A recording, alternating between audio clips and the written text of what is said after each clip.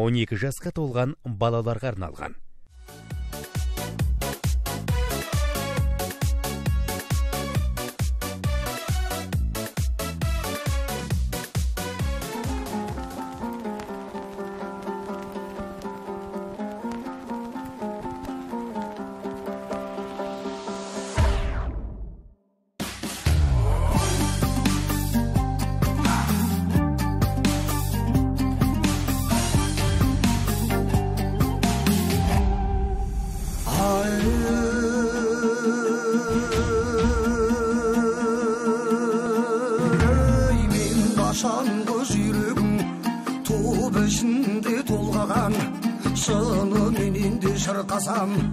Babamda қадырай қолдаған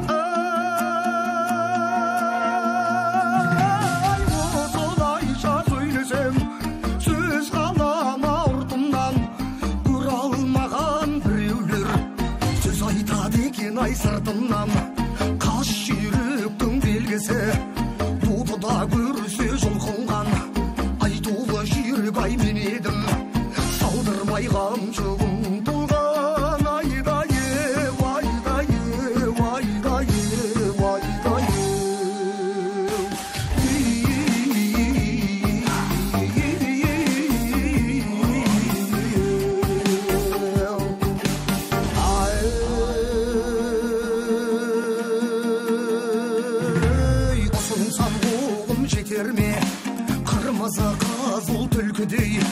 Қырданда асқан ай заманға айтқанда сөзім өтер ме ақылсыз туған жаманға қайыра қамшы сербеме сүйекке біткен шабанға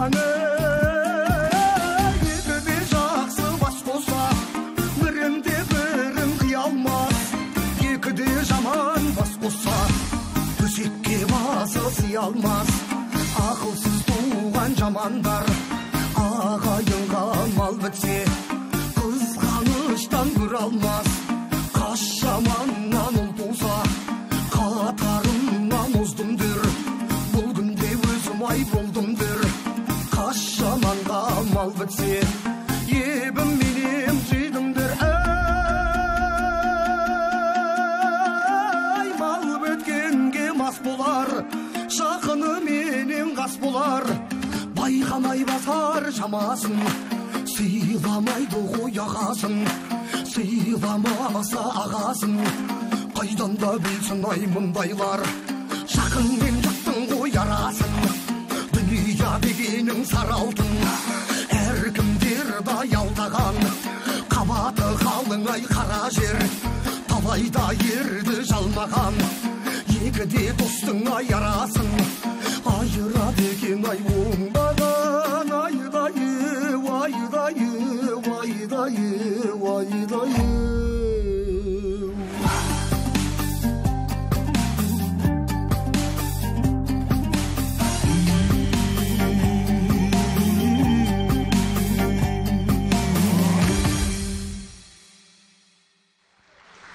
Мәлік Жамбылұлы Қызылтөбе мәдениет үйінің әншісі, Маңғыстау өнер колледжіндегі жыр-терме класының бірінші алғашқы диплом иегері, қазақ эстрадасының жарық жұлдызы. Мәлік Жамбылұлы дейтін азамат. Үлкен рахмет, творчестволық табыс тілейміз. Орындаған шығармасы Адайдың 500 күнінің бірі, Жамадай Нұрым Шыршығұлының насихат термесі. Ассалаумағалейкум, ардақты ағайын, қадірлі телекөрермендер, Маңғаз Маңғыстаудың меймандары және Мұнайлы ауданының тұрғындары. Бүгінгі Маңғыстау телеарнасындағы қазақ ақын сазгерлермен, жыршы жырауларының ән жырларымен күйлерін насихаттауға арналған сөзбен саз бағдарламасының 45-ші жыр кеші тек қана Бесқала немесе Қарақалпақ өзбек даласы емес, қазақ даласына атағы мәшһүр даңғайыр жырау, бір өзі бір мектепті иемденген Раманқұлов Наурызбек жырау Нұржаубайұлының 90 жылдығына арналып отыр. Ендеше домбыраны қолға алып атты жыр кешін бастауға рұқсат етіңіздер.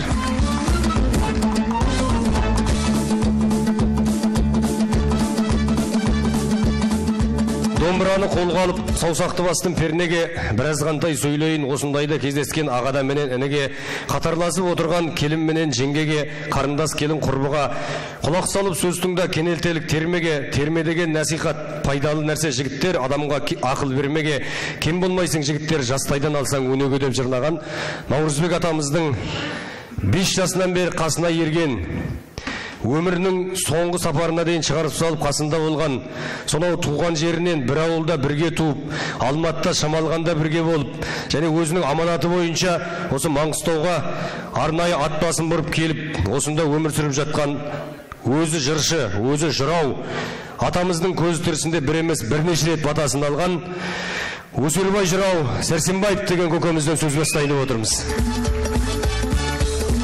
Өзіге сахнаға келіңіз.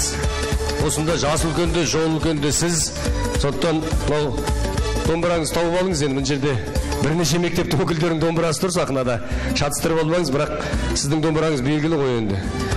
Сонау бірнеше жылдан бері келе жатқан домбыраның иегері Өсербай жырау. Осы мен формат өзгертейін деп отыр. Жеңгеміз келіп қалған шашу шашайын деп. Осы кісі асықпай шашып алсыншы, бір қазақ екенімізді білдіріп қойсын. Ал.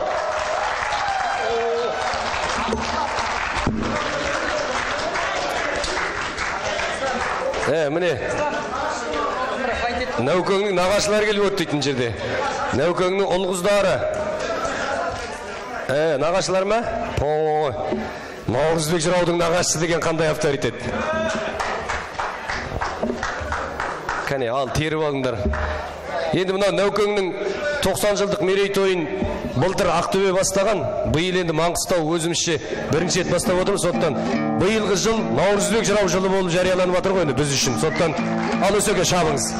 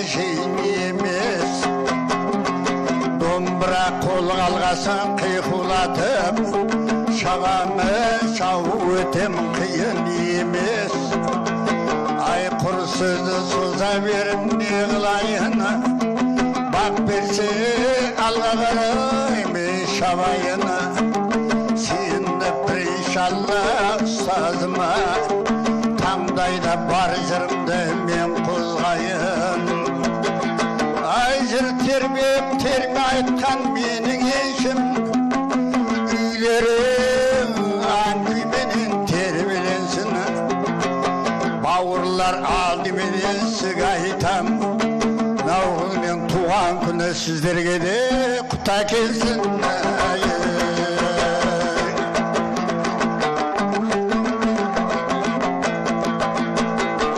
Kursuzlu soza verim ne olayın,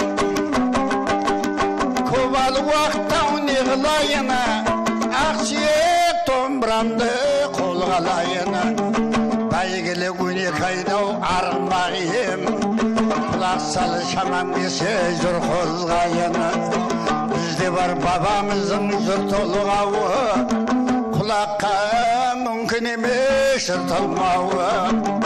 Әнелер танымасаң дауысынан, шәкіртіміздің Наурызбектің Көсербай.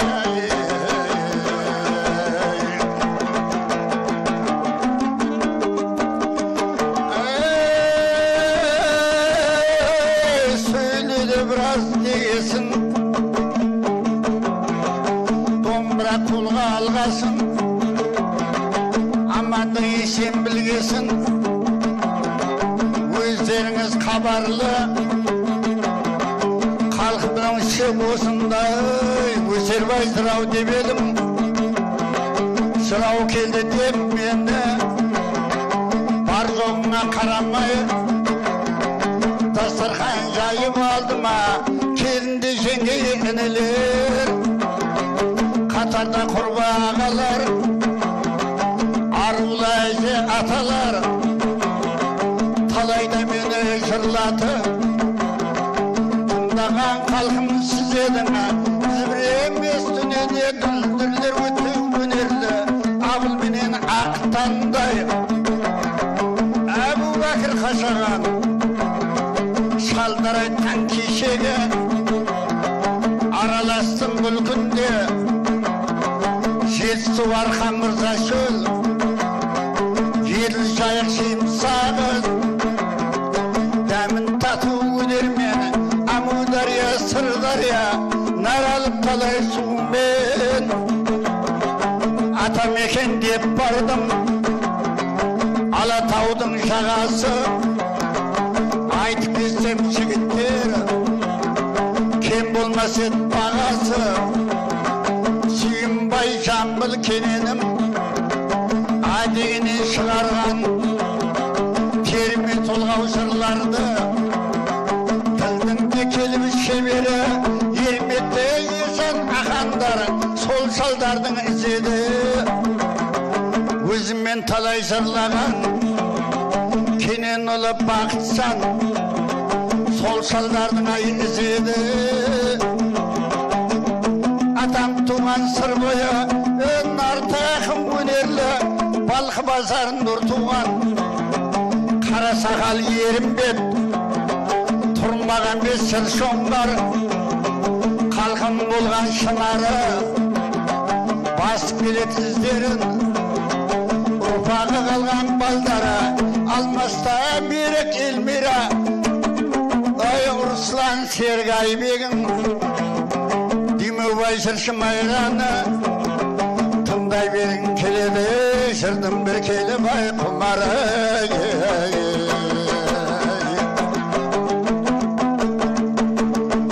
Танымаған інілері, туған жерді сұрасаң, Арал теңіз жағасы, бес қаланың саласы. Арғы бабам жайлады, Ақтөбенің қапталы, Ырғызды шалқар арасы, Қарабұтақ таласы. Қазіргі тұрған жерлерім қасиетті Маңғыстау, Қалыңадай елінің Ақтауда деген қаласы.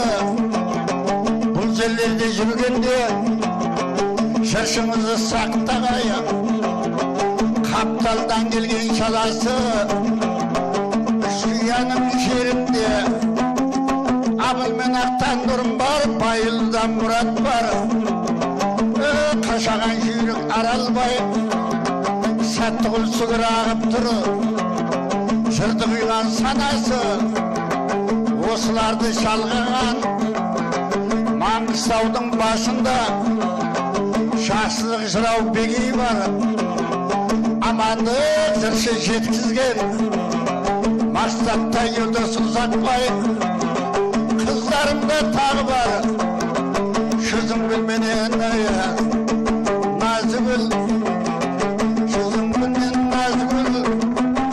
Жаңа жүзінде қызы қарындас Дәмегүл, талай рет байға алған ұстазынша бара-бар. Құлақ бір салып тыңдасаң, құлақ салып тыңдасаң, бабамның мына елінде ырғыз шалқары жеделі. Саршолаға там бұл өткен, солардың берге ізінде şakirtlerim tövbeli, Adilbek Yıldız Aygül'üm, Arıstığız Aygül Marız, termeli sözü işiretken tındasanız kalaya, tağı da şakirtlerim var Said, tındasanız kalaya, aytımı keteyin, baktım ayıcanı, Şahsibek, Kulbek'te kene konuşbek, Sıkıntı termege, ey sayap tursa kimden kim, Ulkalıktın içinde, ey kırmetli fenzirşine, azamatlar bereket, Atraval kay yerinde, ay İmam Gali Bahtben, Karez Mırza askarlar,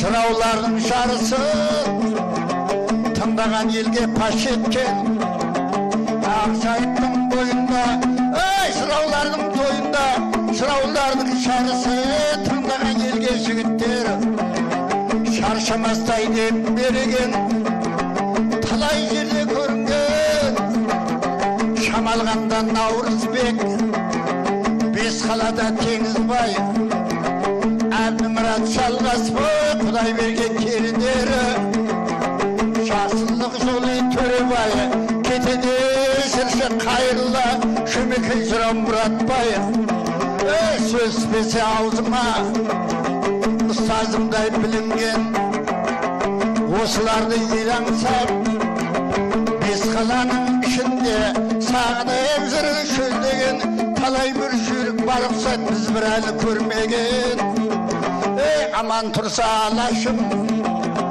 talay jürük körünler, sayratkan davsun kerinegen, gözümde men şabamına, arıngan aşı terminin, şaba versin osudan, kenkem davsun jöndelgen, kızıl tilim aman bolay şağı şimdi, söylegen.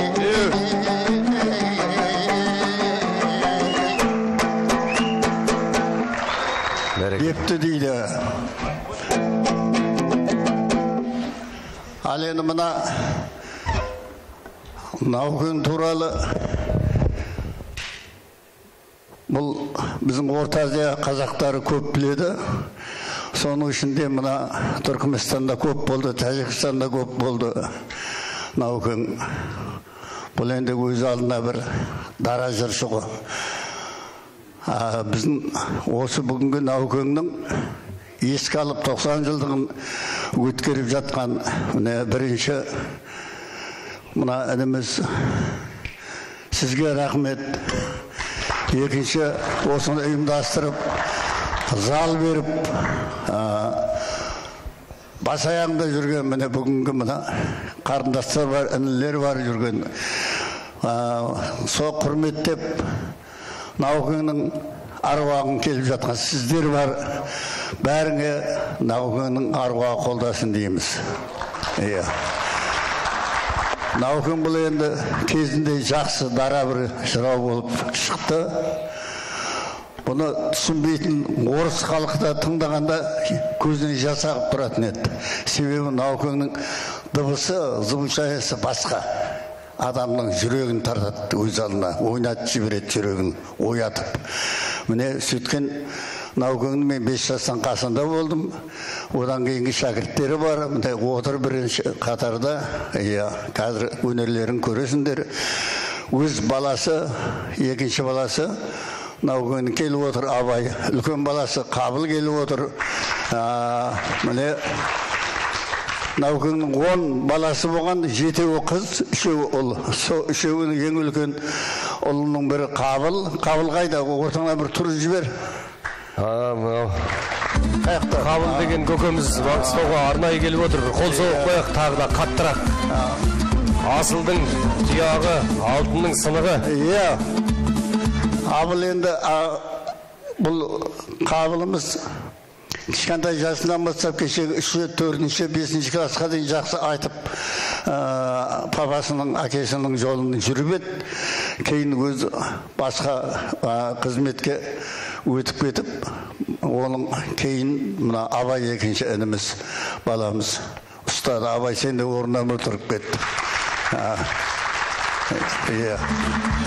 Міне Құдайға шүкір, міне осы бүгінгі осы орнатып жатқан сіздердің баталарыңды алып, соны ұйымдастырып жатқан мына інімізге өте рахмет. Бұл ініміз жаңғысы жаңағы Наукеңді емес, Қостанай, Қарағанды жан-жақтан әкеліп, біздің Маңғыстаудың Жетіқайға, Бесжүйрігінің де мақамдарын соларға таратып жатыр. Осындай азаматтарды барлық уақытта қолдау көрсетуіміз керек. Енді мен көп сөйлемейін, шамалы бір терме айтып берейін. Бес қала жыраулары деген бір термен бар еді. Наукеңнің бір несімен мағамын айтып берейін.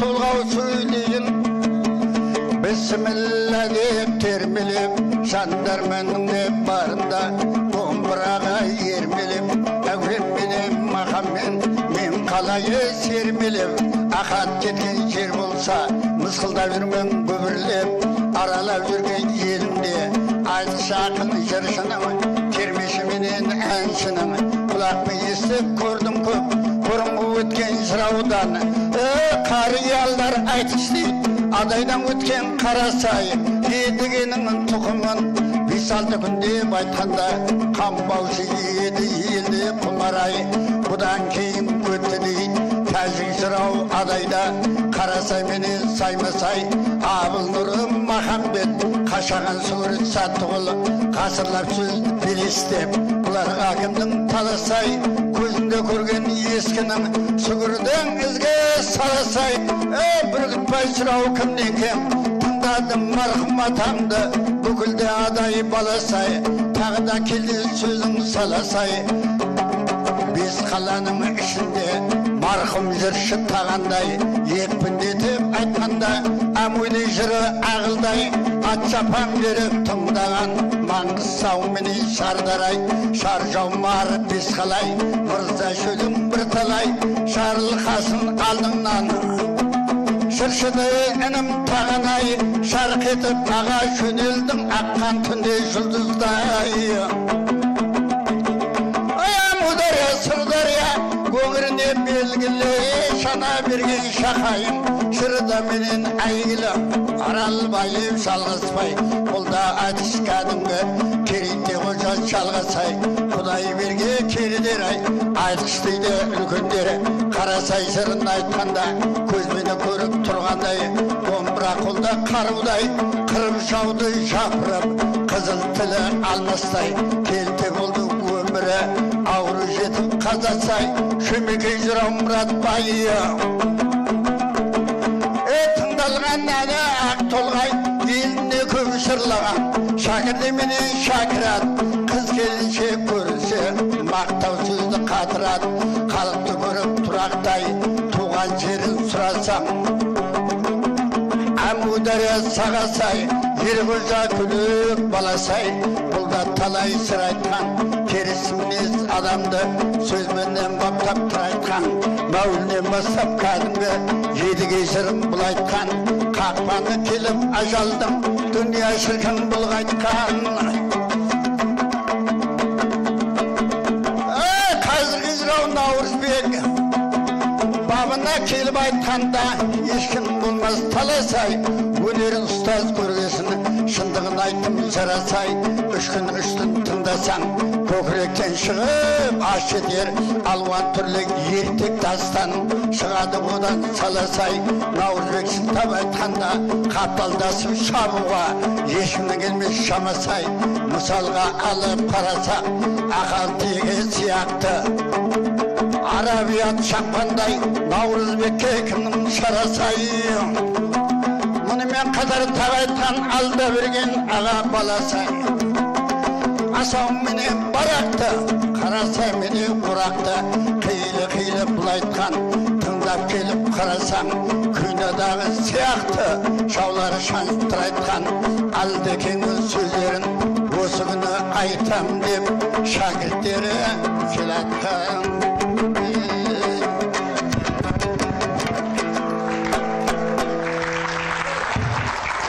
Бәрекелді, рахмет. Енді аға, тағы бір қайрасы ба әлде? Демаласыз ба? Қайсысы? Өзіңіз білесіз, үлкен аға болғаннан кейін сізге әлем білен деп айтам деп едім. Бір Ыбырай Алтынсариннің насихат сөзін айтам деп едіңіз. Бола ма әлде төрге шыға бересіз бе? Жүйріктерге берейік та. Болады, рұқсат. Алдыңыздан өтсек болды. Шапсын деп отыр ғой, дұрыс айтасыз. Онда, жоғарғы дастарханға жайғасыңыз. Жоғарғы дастарханға жайғасыңыз. Жаңағы төл шәкірт дегенге, не қыла бергенге тамамла. Сіз туған шәкіртсіз ғой, немере шәкірттер шақырайын. Немере шәкірттер бар, шөбере шәкірттер болады, құда қаласа. Ал енді бәріңе рахмет. Ай, рахмет. Өсербай Сәрсенбаев. Өзеке, тұла жоғарыдан кәдім аяқ киімін шешіп жіберіп, мен жерге отырыңыз. Ана жерде біздің қыздар Қызылтөбе мәдениет үйінің күйді сәл қоятыр, мен хабарланды айтып жерін. Қызылтөбе мәдениет үйінің біздің қыз келіншектері осында қызмет ететін, осы ауылдың келіндері біздің жыршы жырауларға шай құйып беріп, кішкене сауап жинаймыз, алғыс аламыз деп талаптанып жатыр екен. Шетінен шай ішіп отыруға болады. Енді мен мынау концерттің жобасын жасаған кезде біз былай қылайық дедік. Әр мектеп әр түрлі салады ғой.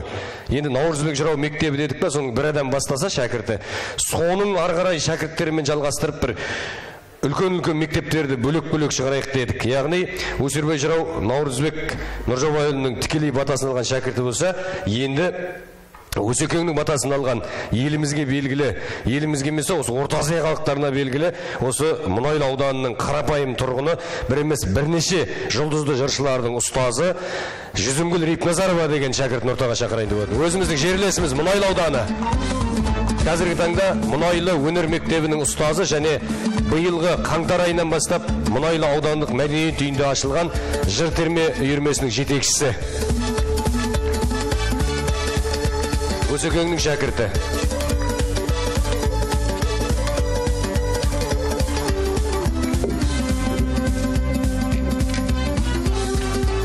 Енді Өсекеңнің Қазақстанға берген шәкірттер көп қой.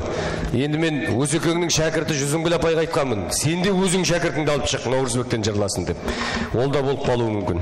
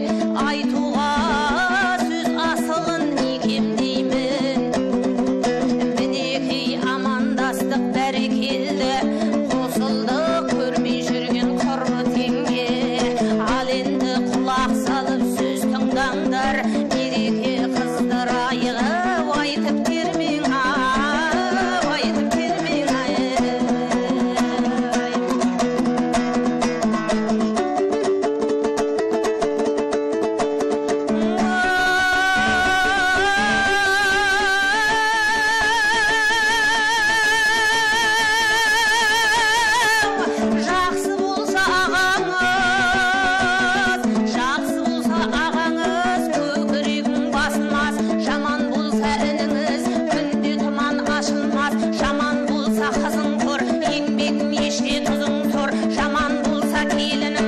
Ауыл қылмас ауылды, ол туғызар күнде дауылды. Ақылсыз туған жаманнан, ақылды дұшпан тәуірді. Бала болса ауызың, ағайын деген жау болар. Ауылың күнде дау болар, ақылсыз туған жаманнан, ақылды туған жатарыдық. Тұялатын жеріңнен, баянды болса батарыдық. Баянды болып тап келсе, бәрінен де тай жақсы. Көңілдегі шөлдерден солы болса сай жақсы. Біз бармен базар етейік, қолға да түссе қай жақсы. Жаяу жүрсең табарсың, ауылың ұзақ көшкен соң, олақтан пайда жоқ. Бүлдіріп мақпал пішкен соң, кейде ақыл енбет жігітке, аш судан молдау ішкен соң. Көкіректің қайнауы өлең айтпай басылмас. 18 жасқа келген соң, қабылдай қыздың піскені, қартайып жасың жеткен соң, ауыздан тістің түскені. Екі көзден айырылсаң, үстіңе тұман түскені. Молдалықтан пайда жоқ, ақтық жолын білмесе, жинаған малдан пайда жоқ. Орынды жерге бермесе, құдалықтан пайда жоқ. Өзіңді сыйлап білмесе, бір адамға жақсаң да, бір адамға жақпайсың. Сөлтіріп келсе де, бір нәрсе берсе мақтайсың. Бермесең тіпті жақпайсың. Есі болса бір жігіт, ол үйінің бабын табады. Үйінің бабын тапқан соң, бір ауылға жағады. Бір ауылға жаққан соң, бүкілді елге жағады. Бүкіл елге жаққан соң, партиядан құр қалмас. Алтын мен күміс бір болмас. Жер астына алтынды мықтап көмір қарашы. Баяғы алтын кір болмас. Ақылы бар жігіттер сол алтынға меңзейді. Ақылы жоқ жігіттер етегін ашып жүрсе де, өзінікін жөндейді. Өзі бір жұртқа сенбейді, оларды кімдер жөндейді.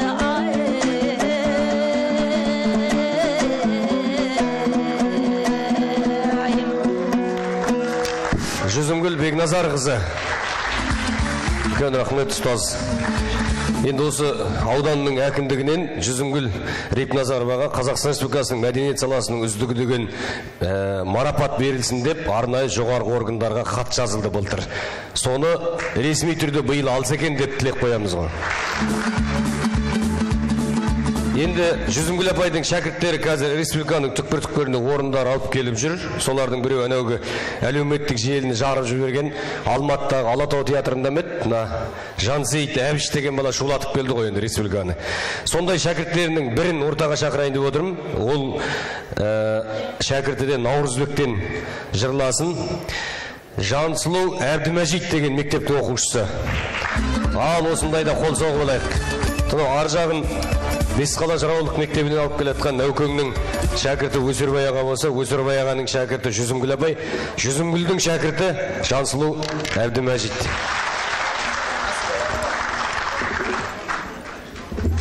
Наурызбек Нұржаубайұлының «Ал жігіттер салғылақ» деген толғауы.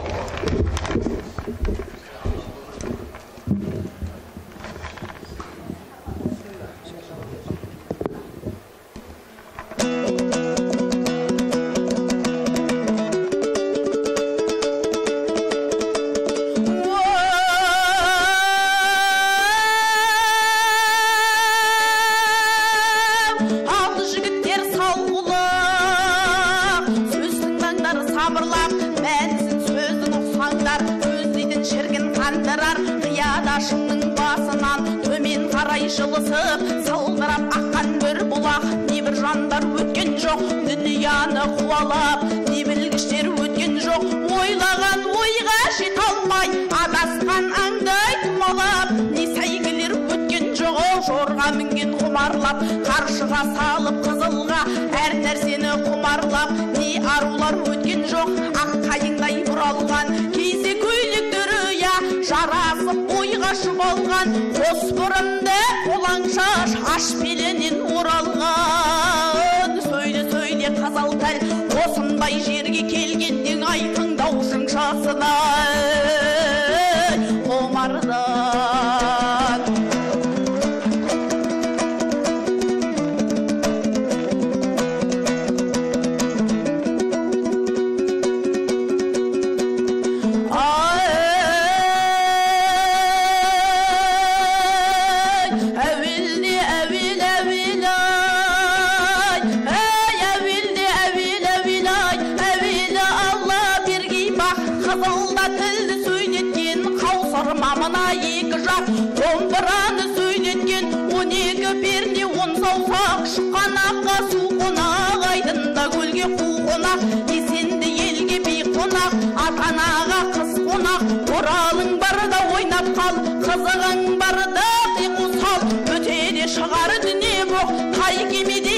санап, әнекейді мінекей сөйлейін деп ақ келятыр. Тіл менен жақ көмекей, сөйледе сөйле көмейім, сөйледің неге демейін. Ағалар аңсап келгенде, құрбылар қостай ергенде, көңліңді сөзбен делбейін.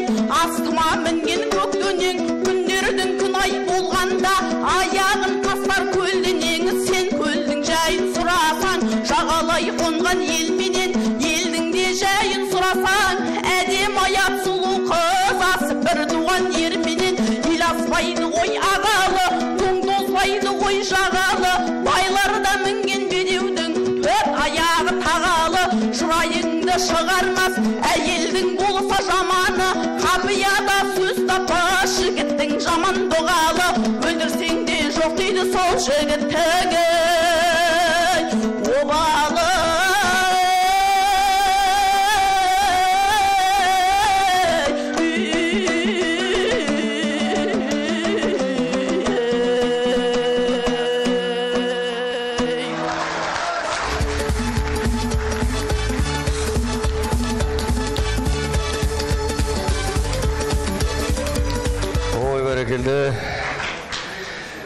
Бұлай жаман емес сияқты ғой, бір баталарыңыз болсын, шапалақ соғып жіберіңіздер. Енді тағы бір үлкен, терең, жақсы жыршын шақырайын деп отырмын. Ол енді төр жайлаудан, бейнеуден келіп отқан азамат. Сіздердің алдарыңызға Сәңкібаев Амангелді деген көкемізді шақырайын деп отырмын. Ал әбеке, сахнаға келіңіз. Сіздің домбыраңыз қайсет? Мына отырғанда кедергі болмасын деп, әр мына телеарнаға түсіп отқанда, осы әр жердің домбырасы әр түрлі, әр біреуінің дауысы әр түрлі, формасы әр түрлі.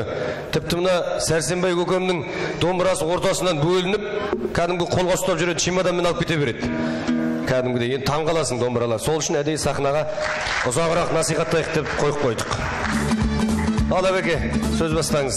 Нәукеңден бір салыңыз.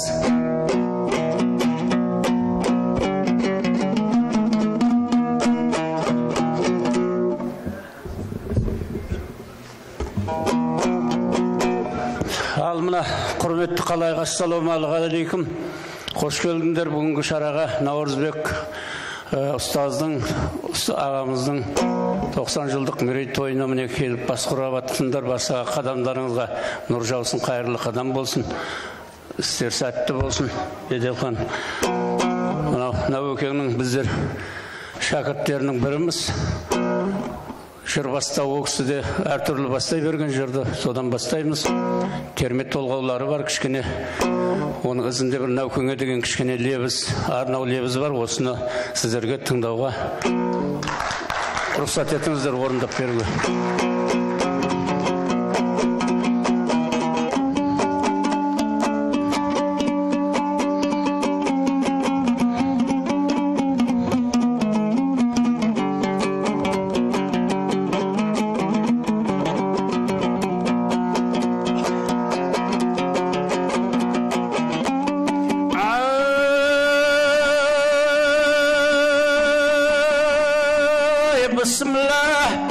Сөз сөйлейін тыңда жұртым, көңілдің өлең ашар қайғы бұлтын. Әлеумет көп жиналған алдымдағы ашу рұқсат бер сөздің кілтін. Бұрында Тақсүлеймен Сүлқарнайын, оларды фазілеткен дүние мүлкін.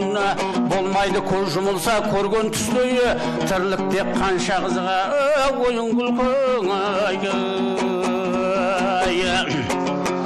Бісміллә, сөз сөйлейін тыңда қауымы, сұралы кер азамат деннің сауын. Қырандай шіркін көңіл тоят іздері, тартқандай томағасын аяқ бауын. Аспанға тырғайып қазірет қайса, әзелден оған тағдыр осылайша. Әр жерде талай жерде жаһан кезген көк шалғын табылар деп қайдан майса. Дүниенің астоятын көптей көріп, қызығып торғай оған тұрымтайша. Кеудемде асыл сөз неге ағызбаймын, бермеген малдан зекет сараңбайша.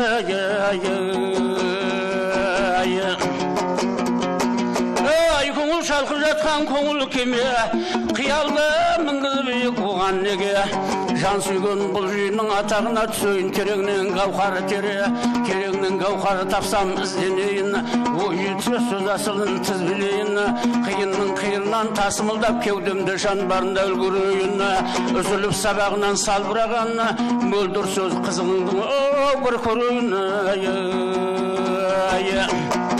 серпіп ой қанатыңды серме көкке екпінді қиялыңмен шырғуыл өтті арнаулы ұлы тойдың шашуына басып ұсынайын зор құрметке өлеңді ағызайын күрделенген соқпағы көмейімде жүлгеленген толғауы 90 тарау ой соқпағы ақ жамбы алтын күміс түрге бөлген төгейін жанартаудың бұлағындай асылын алсын халқым тізбеленген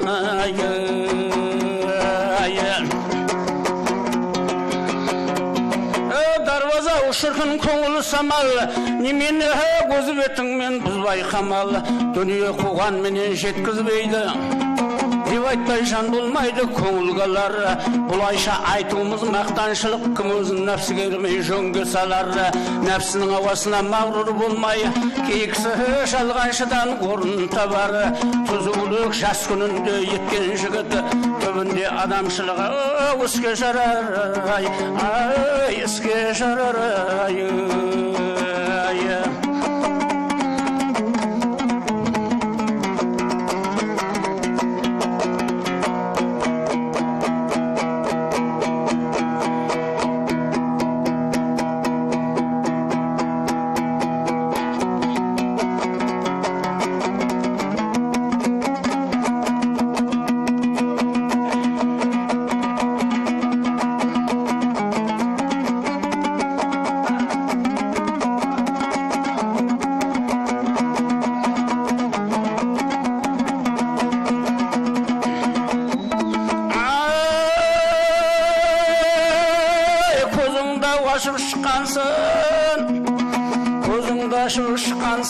сәулелі шамдай жарыққа жастық шағың шалқайтын ұмтыласын қызыққа өтетін 5 күн дүниеде келсе де шамаң шалыққа домбырамен ән салып талайда жерде шырайтып естірді халыққа ер жетіп есі білгенсін көндігесін жігіттер қызықпен мынау мұңдыққа мұңдық деген қайғылы дәулет құсышып басыңнан кететін қолдың байлығы ағайын мен туғанға болмайды қолдың қайры мұңаясын қанығып өтіп кеткен күндерге жете алмайсың сарығып істесең ісің жөнделмей әйтеуір неден тарығып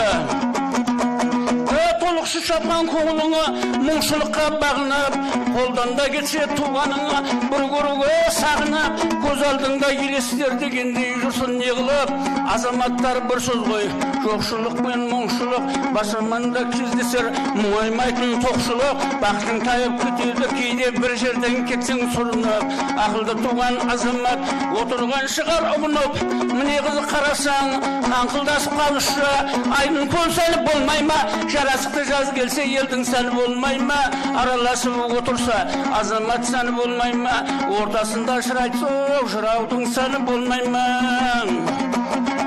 кімдерде өс болмаған қанаттығынан сұңқарға есігінде ілеулі байлаулы тұрса тұнарға бұларда құстың асылы сұңқардау менен қаршыға ілетін аңы келгенде талпынбай ма қарғыға асылдың бәрі құс емес әр нәрседен табылар жүрсе сылдаса кетпейді түйішінде қараңдар бірін дептеріп отырсақ табылып жатыр асылдар жылқыда бар арғымаққа қиынды қазғанда ордан қарғымақ сол көтпейме қара жер түсуде барып төрт тұяқ топ ортадан шықпай ма тұрса да дұшпан қамалда көзі де тұлпар болғансын ортадан шығар сырғанақ және бір сөзім қалыпты ел ішінде азамат жақсы жаман белгілі бар бірде жерде жігіттер отырсаң байқап шамалап және де алсаң мысалға маржанның сөздің терейін ел ішінде асылға қызылдау тілім байқап шап кетіп жүрме асыға көңілім сенде парықсыз кете берме тасына өскен соң соны істейміз көрсек көрнені жасыңды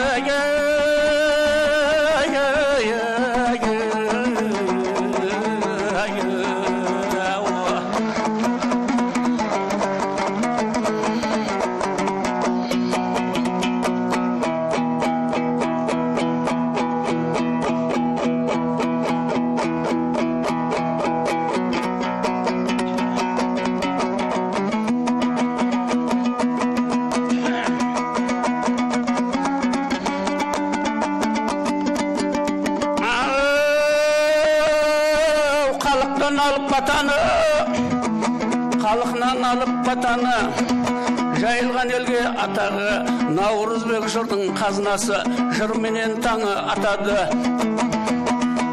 Тіршілікті баста тұрғанды, сән берген тоймен думанға, құрметтеп қалқым күтетін, алыспен жақын бармаңда.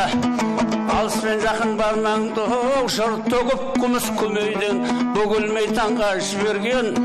Наурызбек келсе алқаға, қазынаға қалқым кенелген.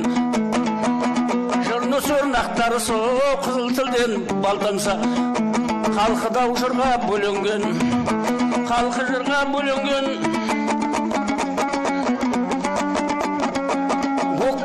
Өкпе жоқ айтар өткенге, келмейді қайтып өткенде, қанаттанып нәукен кететін, жыр дариясын төккенде, риза шығар әруаға, думанмен өткен көп күнге, нәукенде бүгін 90-да, тие берсін ұрқына, шәкірттер келді тойын, шәкірттер келді жыр арнап, кенелген сіздің батаға, рахмет қалқым баршаға, жыр сүйер қауым ортаға, нәкеңнің тойы деп келген, жиналған мына қалығы алқаға,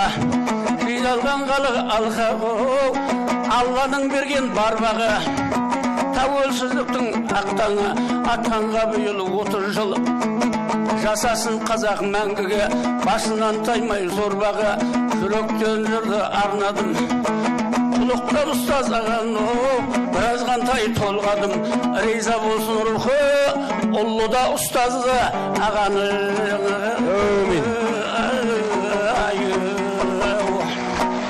Әумин аға, Алла разы болсын. Сіз де жоғарыдағы дастарханға жайғасыңыз.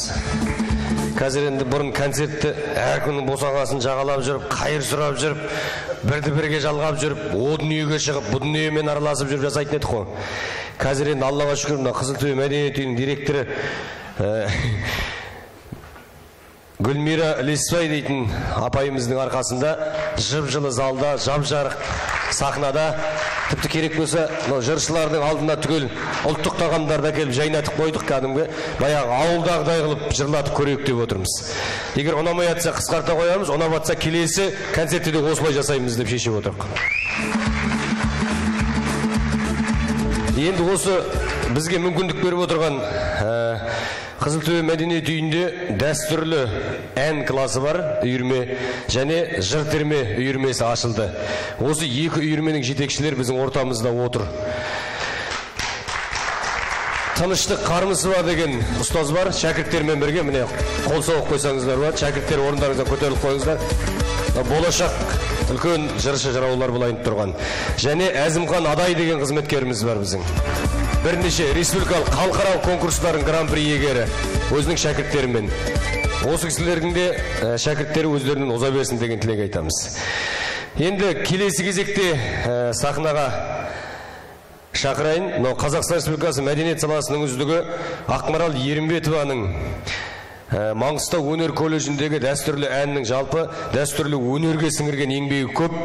Сол енді Ақмарал Ерімбетова бастаған үлкен бір топ бар. Жыршы, жыраулық, дәстүрлі өнер мектебі бар. Сол мектептің ішінен екі жас студент ортаға шақырайын деп отыр. Наурызбек көкем атамыздан жырласын.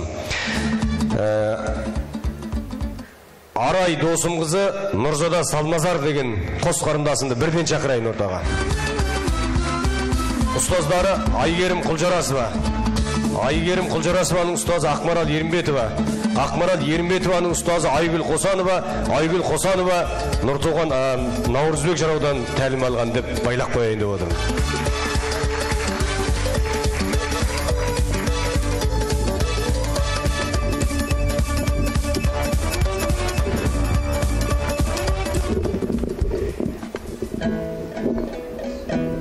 Өтеді талай қызық тіршілікте орындайтын Арай Досымқызы, Маңғыстау өнер колледжінің дәстүрлі өнер неше, 3-ші курс па, 2-ші курс па? 2-ші курс студенті.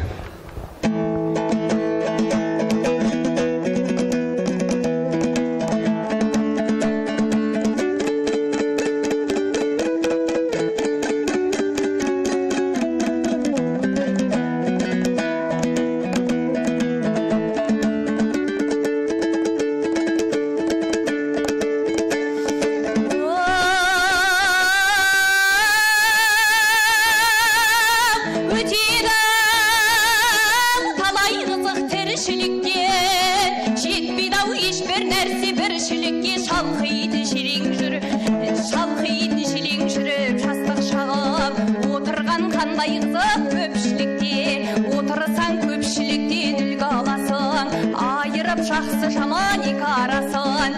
Өмірдің ең қызығы жастық дәуір, жастықта әр нәрсеге көз саласың, ойнамай күлмей жүрсең жасыңызда. Өмірдің қызығынан құр қаларсың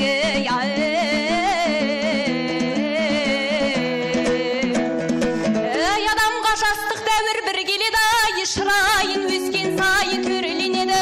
25-35-те қандай қызық алтынды қаптағандай түр береді.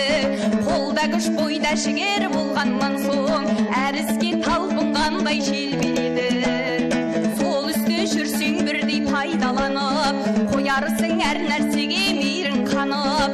Азамат деген бір күн атың шықса, ұмытпас атыңызды халық танып. Істеген ісің біраз жүзге шығып, көрген жан қандай десіп жүрсен анып. Өмірдің ең қызығы осы емес пе, басыңнан өшпес бақты тұрсау жаны бе.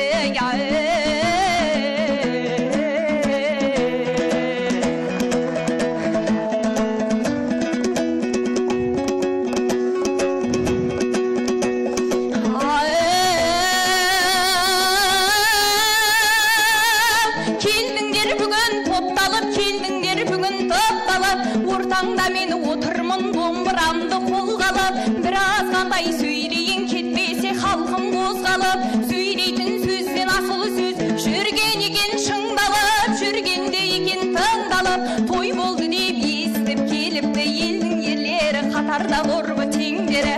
Той болған соң құралып білінген елдің ерлігі, қарасаңдар ай алдындай бірінің бар ма кемдігі.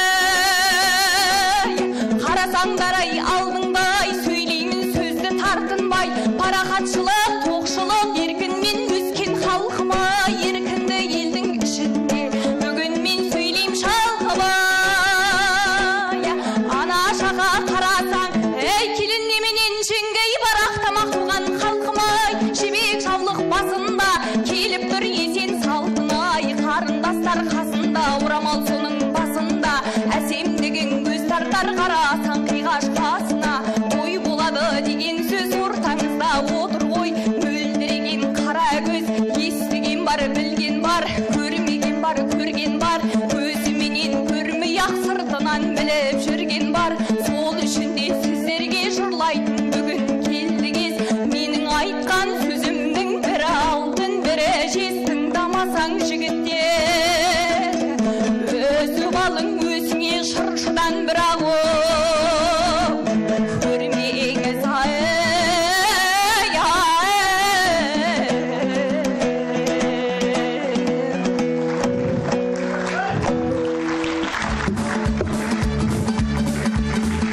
Ой, рахмет. Сен де келіп жайғаса бер тона үлкен ағалардың жанына. Енді келесі өнерпаз, сен де екінші курс па?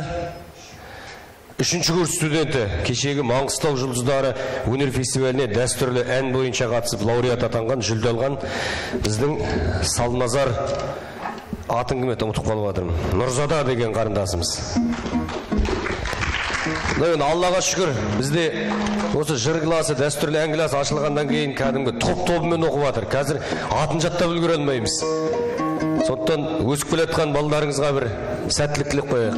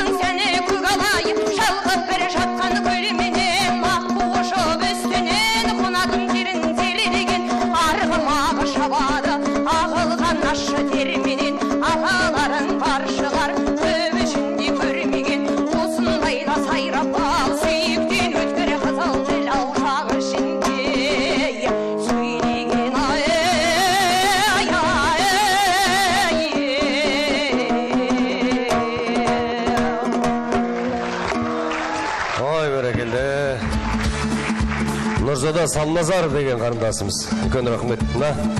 Ұзақ толғауларды қалай жаттайды екен деймін, мен екі ауыз сөзді қағазға қарап зорға жүргізіп отырмын осы концерт. Былай қарағанда. Сондықтан Құдай берген таланттарға рахмет айтып қояйық. Енді келесі жыршы біз енді республикалық деңгейде өткізіп отырмыз ғой. Ауылдан аздап ұзап шығайын деп отырмыз. Өзіміздің еншісіз бөлінбеген Атырауға қарай аттың басын бұрайық. Сол ауылдан келген Арғымақтан, Нәукеңнен бір-екі терме сұрайық деп отырмыз. Өзіміздің Атыраудан келген ағаны былай деп таныстырғым келеді. Баяғыда Сүгір Жыраудың конкурсында айтқан сөзі бар өзінің.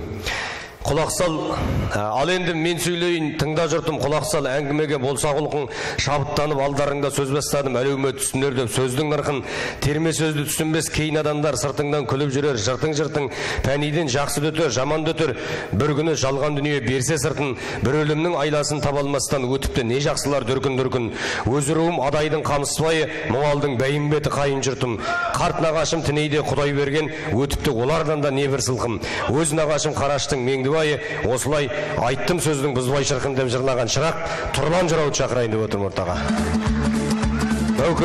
Нәукеңнің батасын алған шәкірті Тұрлан Бейсенбаев деген туысымызды ортаға шақырайық.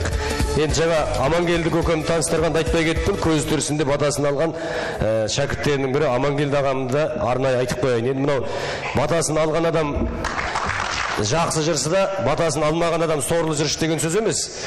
Батасын алған адам, бұл Алланың берген бағы, таланттың көзі түрсінде батасын алып қалу. Сондықтан бір ауыз сөз қимай қалды деп айтпасын деп, мен жаңа ұмытып кеткен екенмін, кешірім сұрақ қояйын.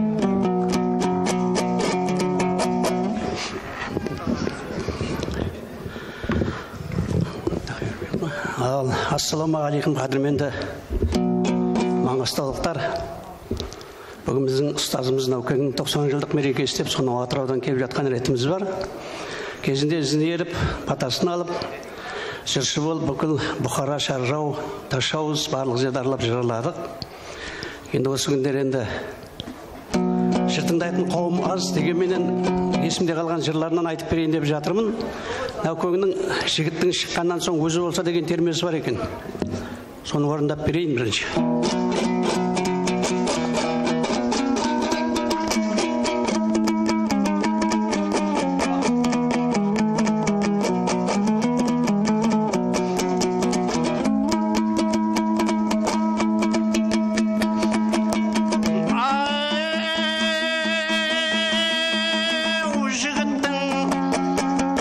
Шыққаннан соң өзі болса айтатын, орталықта сөзі болса жүргенде, ел ішінде дәурен сүріп қасында, қадір білер теңі болса алшақтап, байшылықты басып жүрген астында, ақтабандай кері болса үстіне, ойнақшытып мініп алып баратыннан, сыйластықтың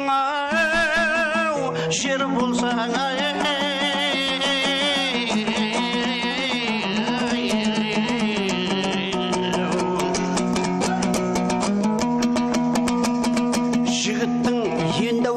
малы болса аянма, қолда тұрған бары болса алыстан, алшақтатып келгенінде үйінде қасығыға шары болса, келгенде қадіріңді біліп тұрса, бір қарап қасың керіп күліп тұрса, астыңа қағып сілкіп көрпе төсеп қолма-қол кес алысып беріп тұрса, жігітке дүнияның бәрі қызық, дәулеті тіршілікте жүріп тұрса, алғаны сұлу болса қылпыңдаған, сөздері шығып тұрса шыңқылдаған, шай беріп самаурынмен отырғанда шын аяқ келіп тұрса жылтыңдаған жігітке аса байлық осындай ақ, жүре бер сол байлықты көпсінбей ақ, байқасаң бұл өмірдің өлшемі жоқ, мысалы сәскеменен бесіндей ақ барында күш қуатың салғи қашты бұл өмір өтеді дейдің ау түсіңдей ақ.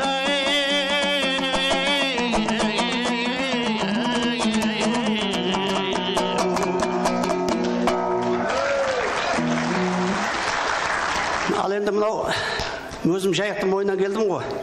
Нәукеңнің жайықтың бойы сарайшық деп жырлайтын термесі бар еді. Соны орындап берейін енді.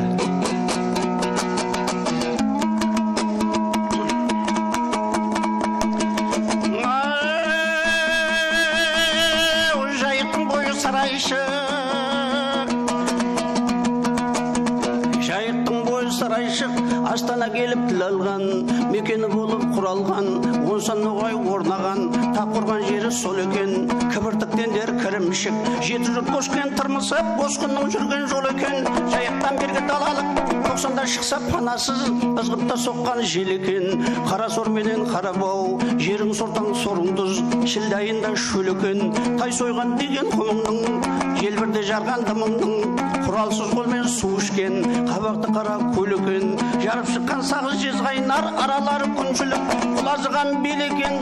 Байлықтан менен жарлықтың, кеңдік менен тарлықтың, бірде барда бірде жоқ, баянсыз бақыт сұм екен. Атты жерден өсірілген, арқаның тарлау шөп екен. Ерді бұла өсірілген, ат пенен балдың демекен. Қабырғалы қарындас, ау дегенде қалмаса, үзілгеніңді жалғаса, еткені ердің еп екен. Ат пенен малың шыққансың, дұшпаның туды жыққансың. Не асылдар кем екен, көргеніңнен жігіттер, мына дүниенің жүзінде көрмегенің көп екен. Ердің малы елде дейді, иесін таппай берме дейді. Би асылғай бергенің, тастағандай жерге дейді. Шын асылғай бергенің, тарықсаң шығар алдыңнан, ау қолдағыңнан кембе дейді.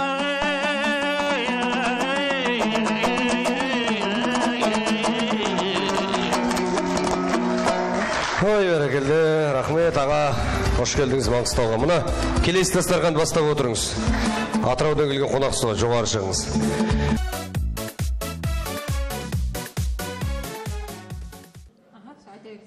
Ал, менің атым Қабыл. Мына Наурызбектің 10 баласы бар. Сол 4 қыздан кейінгі ол баланың үлкенімін. Не Алматыдан келіп жатырмыз. Мына әкеміздің 90 жылдық концертін ұйымдастырып жатырған жігіттерге көптен көп рахмет. Мінекей Маңғыстау елінде 90 жылдығын жасаймыз деп балдар қызмет жасап жатыр екен. Осы концерттің басқа да облыстарда болған көрейік. Не дейміз енді? Осы ұйымдастырушыларға, мына Маңғыстау еліне рахметімізді айтамыз. Енді менен кейін Абай деген бала бар. Сол бала деген жыраушылығы дамыған. Біз енді ол жыраушылықтан кішкене шеттеуміз.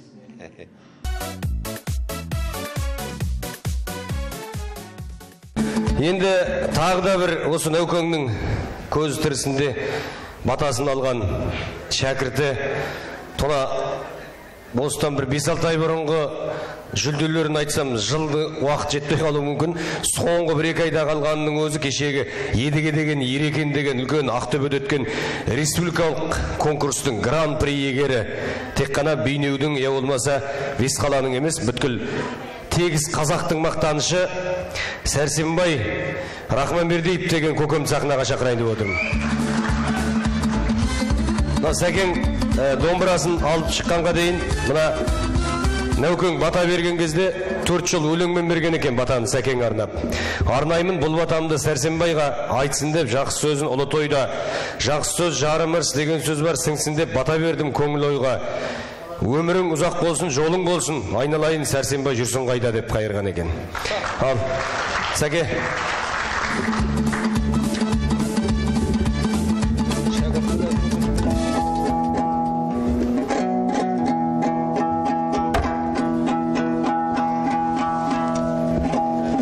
Араманқұловтың шәкірті Рахманбердиев деп қойсам олай болады.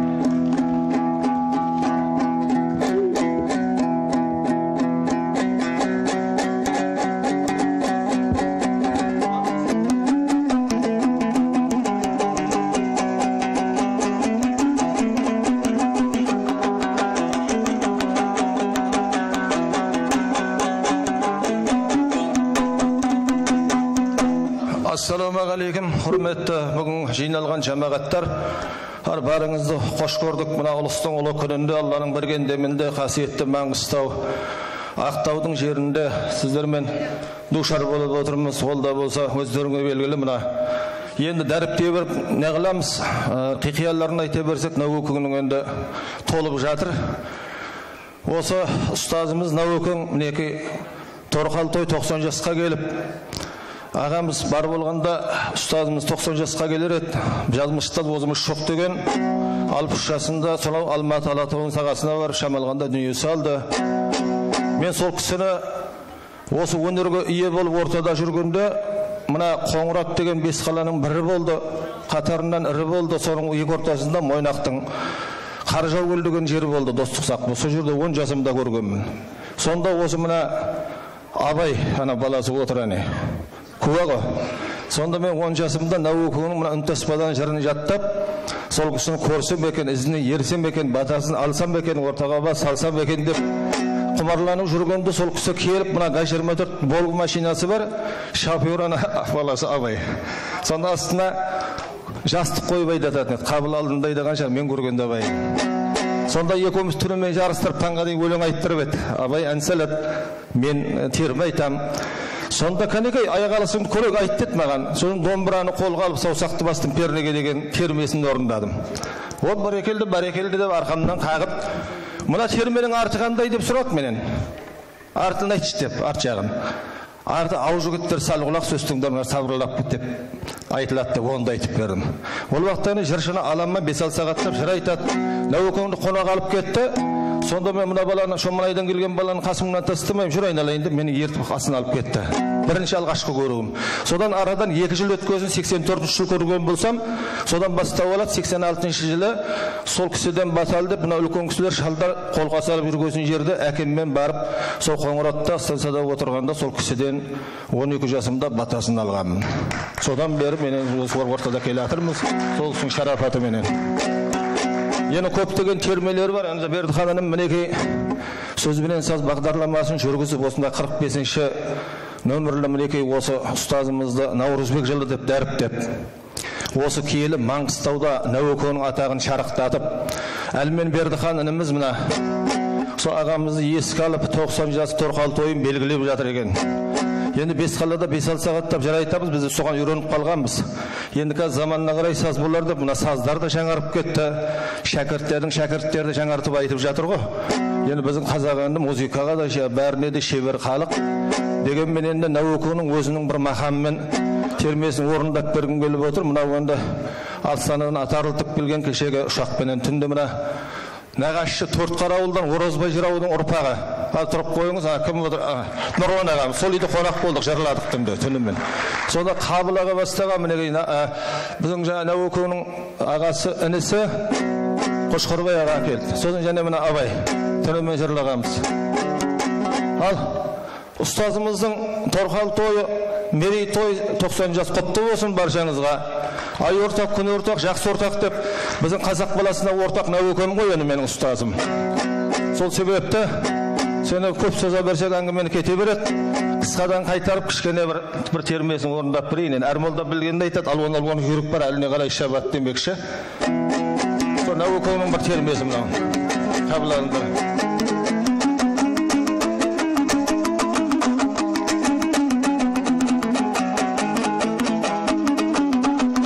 Сәке бір кез келген адам айта бермейтін термелерден, сосын бір мақамдарда қобылтып бір салсашы ортаға. Енді қолай өзім салғын айтайын. Қолым жатыр енді, өшіріп келмей жатыр.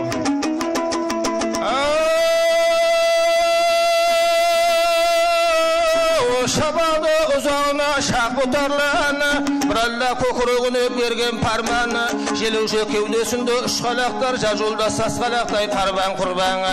Кең тастап төрт аяғы шабысымен, жел бір ұту байлаған осы құрдан, келгенде жасыл көндіріп бата берсе, жүректе көңінде қалмайдар ман. Дегенмен бәрбірде бола алмай жүрі, болса да біреу жүйрік, біреу шабан. Қарсаға көй жүйріктің басым болып, шабалмай кеп ортапта қайқаңдағаны, жүйріктен алуан толып жатыр, шабылып орталықтан байқалмағаны.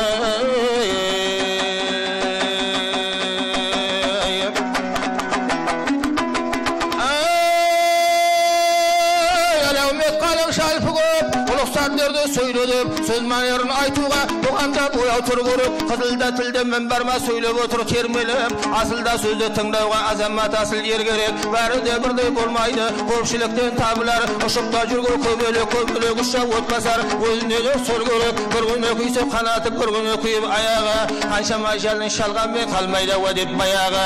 Мерекеге келгесін мінезді болың жайдар, ашарықты ұмытың, біткен дейсің ойдағы, алдындағы ағайлар, ортаңызға келгесін сөйлеуге жершін қамданар, мерекенің сәні үшін лайықты құрбар. жаудыраған қара көз шамшырақтай нұры бар. Наурызбектің сіздерге әкелген сұлу жыры бар. Сөзсің сөздің парқына алуанда түрлі сыры бар. Құлақты салда тыңдай бер демалы көңілі тынығыр.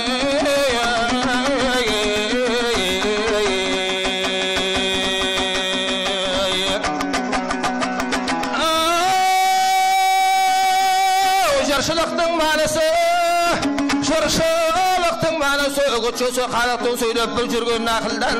Болмаса мен қайран жоқ бұз қалмалық ақылдан. Шашуым осы жақсы сыбаға болып тартылған. Ақылды туған ершілік бөліну шықпай қалқынан. Азамат ұлы қиыныз бұзылма түсу қалпыңнан. Қашүйріктің белгісі шапқанда сайын шылқынған. Ер азамат мұңаяр жарлы қысым әлгесі. Қайқаңдайды қазанат өкпеде бауыр жал кетсе. Партайсаңlar жастайсың ақылды балаң ержесі. Сен келтірер сүйек қой ержеткенде кергесі. Пайдасы тиер туғанға жақсыға дәулет бақ бітсе. Әбірін күшті құдырет жоқ нәрседен бар есе. Сүйек көбіткен өнері белгілі бір заттар етсең. Науқасын қайтады райы, денесі шіпсім нәресі. Тарлым жеңін құмпылар, 180-нен жас өсі. Азырғаны шайтаның туысқанды қасетсе. Тілвизар болып атанар, сүйек көбіткен сәл бөксе. Атанарсың білшің бас, ресіге сен есірім жараспайды жігітке. Орын сөгіп ерсіліп, жақсырғады кең бұлар. Сөйлейді аусуды кешіріп, ақылды қызым бой жөсі. Мінезі жібін есіліп, сайды болсын сөз басы. Әдептің аттан келесіп, татуда болса ағайын әлшет дейді бөлісіп. Алдарыңа тұғыйын сөз асылын саралап. Наурыз шырауат берді, сөзімді қалқым бағалап. Жақсы тұлған асылдың, ағайын шыжа бауырдың. Осы күнді жігіттер мен де жүрмін арадым.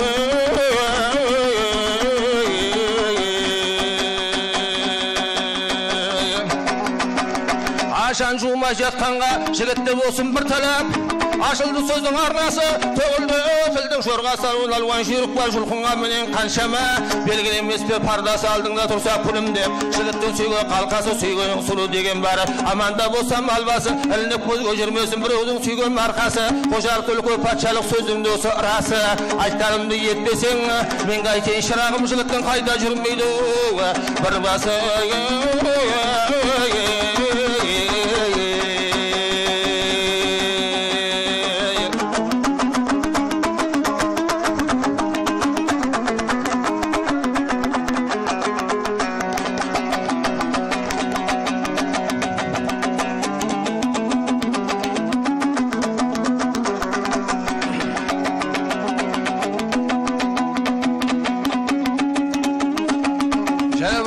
sal Cumhuriyet makamına.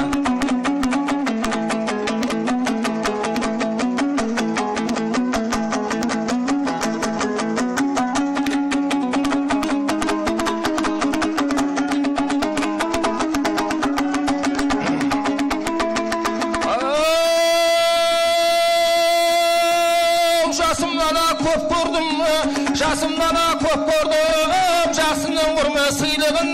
Мұна көз түймайтын дүния итеріп қойған пенде жоқ. Батты деп білген милығым, қазір алмай талай жүрі. Басып алып үстісі, жатқанда жылан құйрығын. Таубеге кедіп талай жүрі, құдіретін көріп бұйрығын.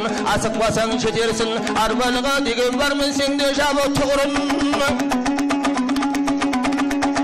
Ағайын жүрі сыртыңнан, жоқ болсаң аздап бір алмай, көп болсаң епті бұр алмай, жақсы жаман екенін сірлеп біл алмай, болатын бала болымды, болмайтын бала жасынан қырындай дау тіл алмай, шамалаған алдыңда ол үшін жүріп бір алмай, жақсы дау үнің биік жар, жақсы ағаң биік жар, сүйгендей арқаңдай, жақсы інің тілегің, шуатын тірегің, жүрерсің қалай марқаймай, жақсы бала жүрегі кетерсің өмір қартаймай, ортаға соқ қаш жүріп, көсіліп шабар шайпалмай, шынасыл заттың баласы расын сөйлейді қайсалмай.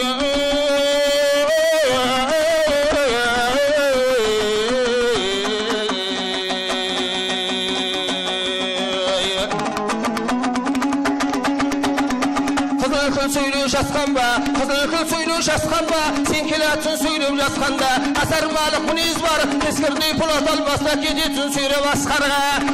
Ағаның малы аспанда, інінің малы қалада, баланың малы далада, айта келгенде келіп берсін маңдайға.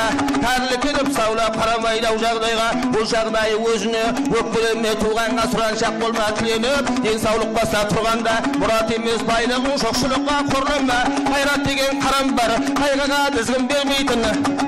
Vayım kaygışılanday usuk çağı börtüydün. Biligimiz batırlık tuğuskandı көрмейтін. Туыстан шешер достарым мыңғайын көшіндейтін. Мен бір нау шапқан қарай келіп, сөз көрек болса ала көрі. Шабыру жүрушілігі омырауда шығыл ашық тері. Сыбырысы көбейіп, сөз мәнісін білмеңдері. Жабыла шабыс белгілі қаш үйрік сапта дөңгелер. Азау деп балам арсың ба, осы күні үшінділер. Ялдардың байқымай распай жанжалға өз басыңа сөз көлер. Söz muratım bayqasan, kulaqqa barım şetkенше, dağ muratım bitkенше, ағайым менен тату бол араздасып өткенше, кет болмай тияу жақсыға жуан көйлек кетпейше, ай жүрсең де аман жүр, асықпа қалқам кеткенше, асыраға сығышықпай бұл жөтіп үйдені кеткенше.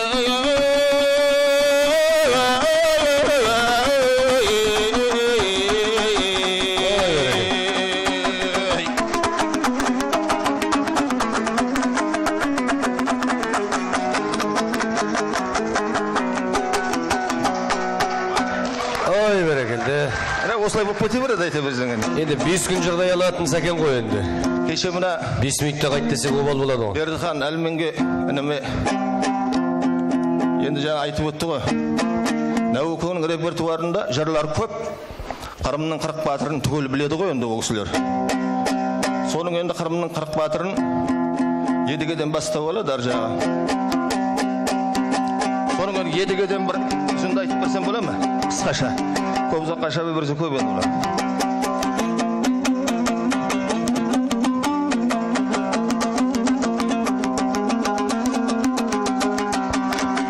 Мәулім яс көрді, түсінде перінің ұшқысын көрді. Соның кенжекесіне ғашық болып, сені қайдан да болсыз іздеп табам деп, түсінде көрсі де өңінде көргенде бір серпайласы қолалысқан екен дейді. Сонда баяғы Мәулім яс ертең піріне барып, ал енді сен сондай сұлу бір кенжеке сұлу деген қызды көрдім түсімде. Сол қызды деп таппасам мен дүниеде дәуренсіз жүре алмаймын. Сол қызды деп таппасам мен мына дүниеде шалғанда жүре алмаймын. Осыған пірім ұлықсат бер деп. Көргенсін баяндай бертесіне келіп, піріне келіп, Мәулім яздың бір екеуі солғап тұрған жер екен дейді.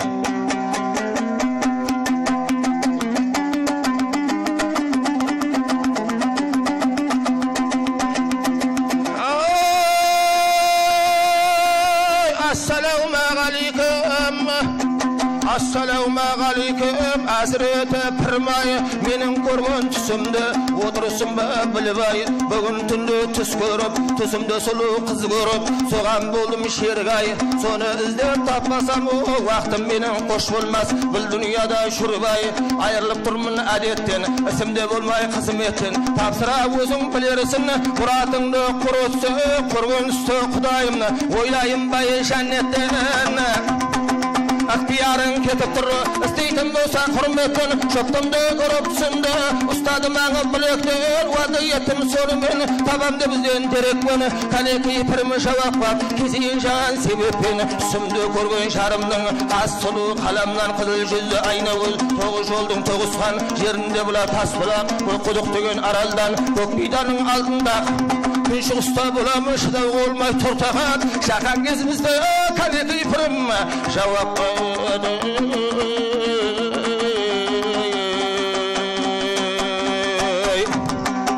Енді бұлай аттаңқырап айтып жіберейін. Бая кенжекесір орнынан оянып кет, қубекті киіп алып, ал енді бәленшерген мен бір аманатсыған тастап кетемін. Бір бәйтеректің қасында өзің сол балаға иелік етерсің. Бірақ өзің асырап оның қызығын көрінбейсің, оның қызығын басқа бірі көреді. Құттыбай Құсбегі деген екі адам бар ма Тоқтамысқанның қолында. Бұл баланы енді Құсбегіге бер деп кетті ғой енді. Сонда баланы баяғы Мәулім Нияз келсе, бір бәйтеректің басында бір құс отыр. Әлгі құс, ей адамзат аман ба, жылдан бірақ қадамда, мына жылап жатыр балаңда, балаңа ие бол деп. Сонда Мәулім Ниязға перінің қыз былай деп толғап тұрған жер екен дейді.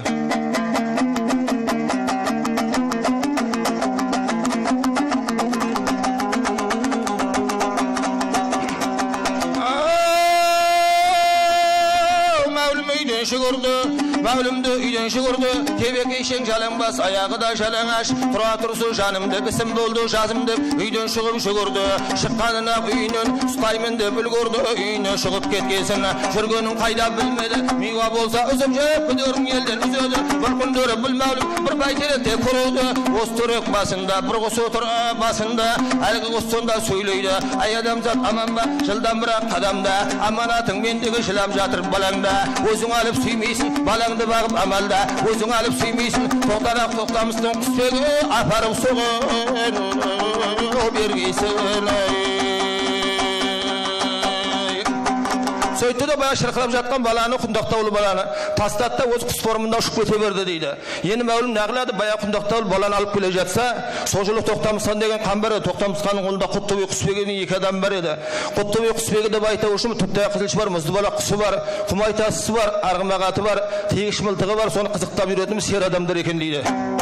Сөйтіп жолдан аулап келе жатқан Тоқтамысқан мен Құттыбай Құсбегі бала көтеріп келе жатқан айдалада. Мәулім язын кездесетін жер екен мынау.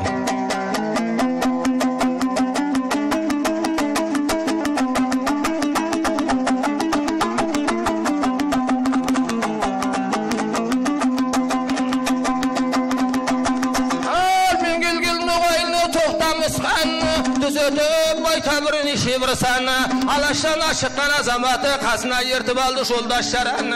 Қасында Құттыбай Құсбегісі, болмаған құспағатын ондай адам. Жаңада бір үй бар данышпаннан, айтады оның атын Құттыбай деп. Ол өзі Құсбегімен бірге туған. Жоғыды екеуінің бір баласы, баласын екеуді заршылаған. Жақында Құттыбай балалы болып тойғылы бұлдың атын құбыл қойған. Мұнымен қанның биік тұра тұрсын, тыңдаңдар Құсбегіден, ой көбаламан.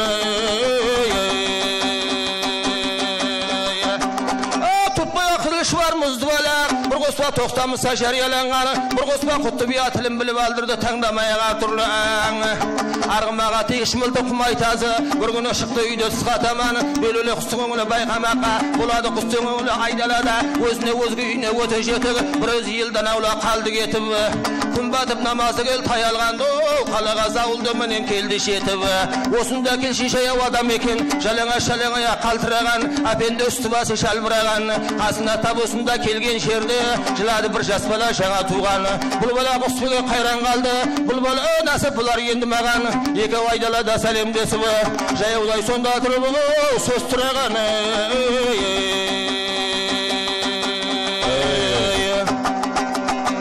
Құсбегі сонда сөйлейді, ассалаумағалейкум аята, шаршаса мына ат мынау, тоқсанда мынау топ мынау. Қолымды жайып дұғамы жеткер мені қатарға, мәулім еді бұл жаяу балаң алып келатқан. Құттыбай Құсбегі танып бұған мұнатқан, танып бұған мұны айтқан. Тоңдақтың көбілеу меттіңдер мәулімнің сөзі мұны айтқан.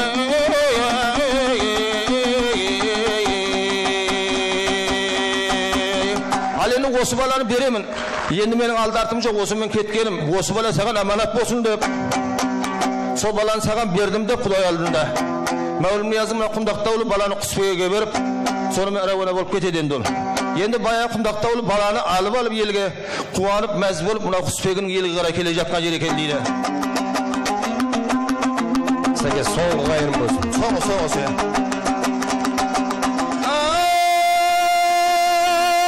Құттыбай Құсбегі келдің елсіз далада, қолың жетпей жүрмеді, мен шешерді дуаға, атпенен шапан толыңды, балышын бердің ағаңа, сұрап әлі беретін, атпенен менен саудаға, әуелі мені жазбады, әуелді менді жанжалға, бір балам бар қолымда, берсем де саған ұнайма, өзімнің балам долғасы, берейін саған шыламай, тәрбиеті бағуға, басымда менің көп сауда, осын алып ырза бол, шүкірлік қылып Құдайға, осын айтып бұл мәулім, баланы жерге тастады, келмейді қайты көшөпке, аттан соқ Құсбегі, жеткер кейдеп ниетке, Құндақтаулы бір бала, ораған асыл шүретті, баланы алып алдын еліне қарап жүреді, таң мезгілі болғанда, үйіне көлді Құсбегі, құртырлады әйелі, тұрада келіп әйелі, не дейсің деді алғаның, қуанып кеткен жүрегі, даусын есті баланың, Құсбегі сонда сөйлейді, бері таңы кел дейді. дейді, бала тапқан аялдай бақанды жылдам құрлайды. Құтты күйдің үйінде шақыртайын келінді, абысын ұлды тапқысы қуантайын мен дейді. Бұл баланың атасы Мәулбияз пір дейді. Қалада жүре құрметпен күлімсіріп сол көзді жұмыстарын жөндейді. Қоя тұрып өлеңді айтайын енді әңгіме о келағың салың келенді.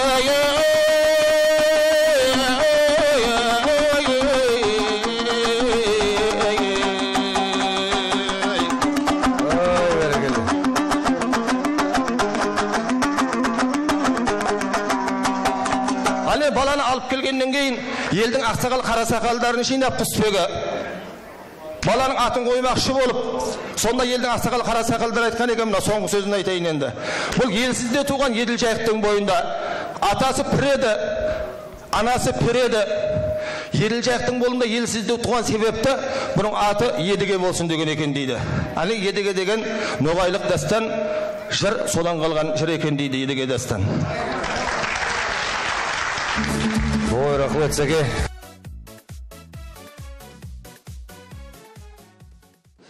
Ассалаумағалейкум, қалың қазақ елі.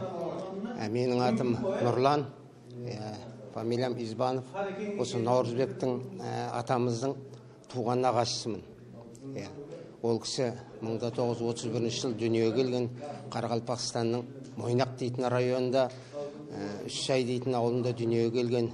Ол кісінің осы қазаққа дейтін қалдырған, қазақ өнеріне дейтін қалдырған сұраулық өнерін насихаттап жүрміз жалпы. Осы кісінің өмірінен алатын болсақ, бұл адам 13 жасында халықтың алдына шығып, бала күнінен жырлап, осы қазақтың ұлттық дәстүрін насихаттап келген адам. Аллаға шүкір, мінекей ізінде соншама шәкірттер бар. Көріп қуанып отырмыз. Осы мына Маңғыстаудың осы мына телевидениесіне осыны ұйымдастырып атқан адамдарына өте үлкен рахметімді айтамын. Мына ізінде осы ұлттық өнерін насихаттап, елге танытып, мұра қалдырғанды ары қарай жалғастырып жүрген мына жастарымызға үлкен рахметімді айтамын. Алла қаласа осы ұлттық өнерді ешқашан ұмытпай ары қарай жастарымызға, ізгі ұрпақтарымызға қалдырады деген ниеттемін.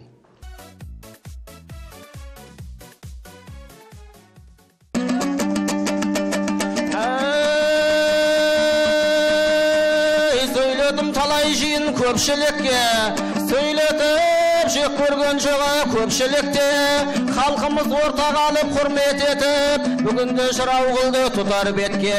Ру бар ел ішінде арыз-арыз, бәрі де болмай шықты маған алыс. Жақсы да жаттық жоқ қой деген ақыл, аламыз көргеннен ақ болып танысы. Бәрі де өз руым, өз уысым, біздерден сұралмайтын келіс барыз. Қолға алып домбыраны дөңгелеткен, біздерден сұралмайтын айқын шабысы.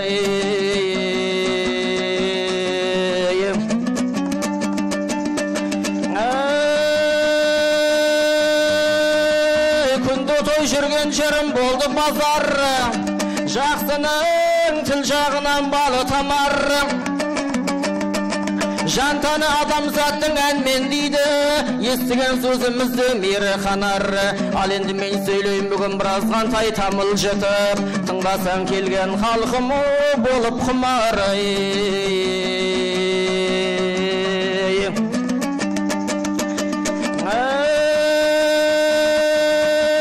Даруаза ауыз шіркінна көңіл самаллы, немене өз бетіңнен қылмай қамал. Дүние қуған мене жеткізбейді деп айтар жан болмайды көңіл қалар. Бұлайынша айтуымыз мақтаншылық, кім өзі нәпсі кірмей жөнге салар. Нәпсінің ауасына мағыр болмай, кей жаман жақанайы орын табар. Ізгілік жас күнінде еткен жігіт, түбінде адамшылығы іске ауышарар.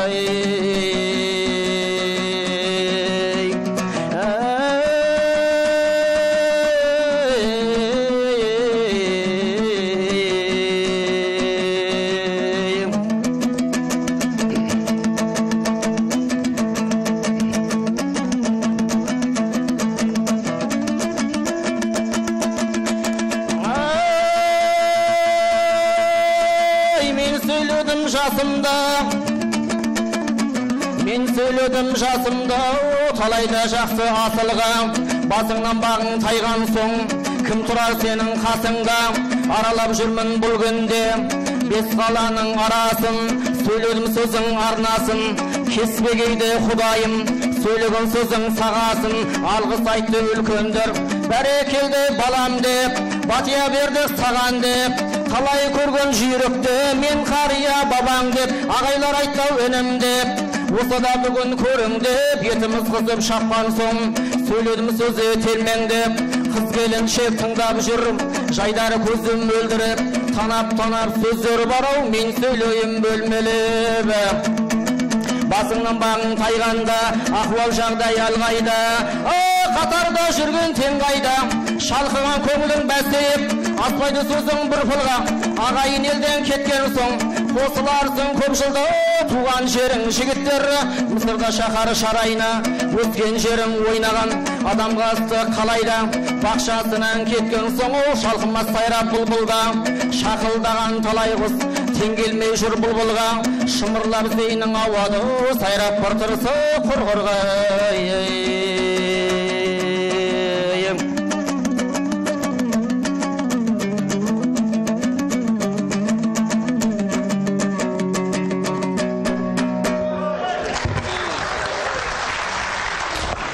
Ой, рахмет. Жаман емес сияқты ғой, а?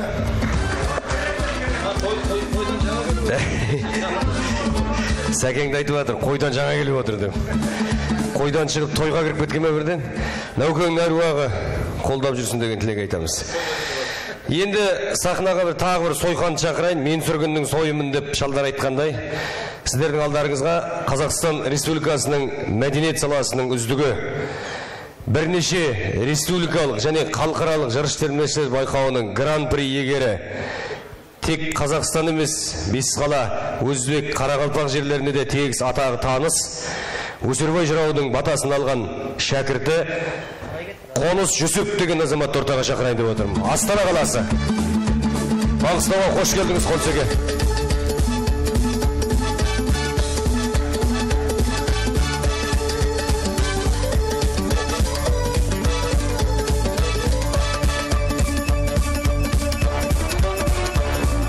Енді біз мұны түске дейін Маңғыстау телеарнасының арнайы шақыртуымен Атырау, Астана және Алматыдан келген осы мектептің, Наурызбек жырау мектебінің өкілдерімен сұхбат жасадық. 2 сағаттай жырладық. Осы сахнада айта алмайтынымыз сол жерден айтайық деп, үйдегі көрермендер көрсін деп. Сол кезде біраз мәліметті, нақты фактілермен дәлелдеп айтып, біздің Наурызбекті көбірек тануымызға жақсы ақпараттар бергенің үшін Қонсаға сізге елдің алдында рахмет айтып қойғым келіп отыр. Алла разы болсын. Енді Нәукеңнен салыңыз, содан кейін енді Маңғыстауға күнде келіп атқан жоқсыз ғой, Маңғыстаудан да бір сөз айтып кетіңіз. Ассалаумағалейкум. Той құтты болсын баршамызға. Алла амандықты кездесейік. Наурызбек атамыздың әнес сақабасынан кішкене үзінді айтайын, е?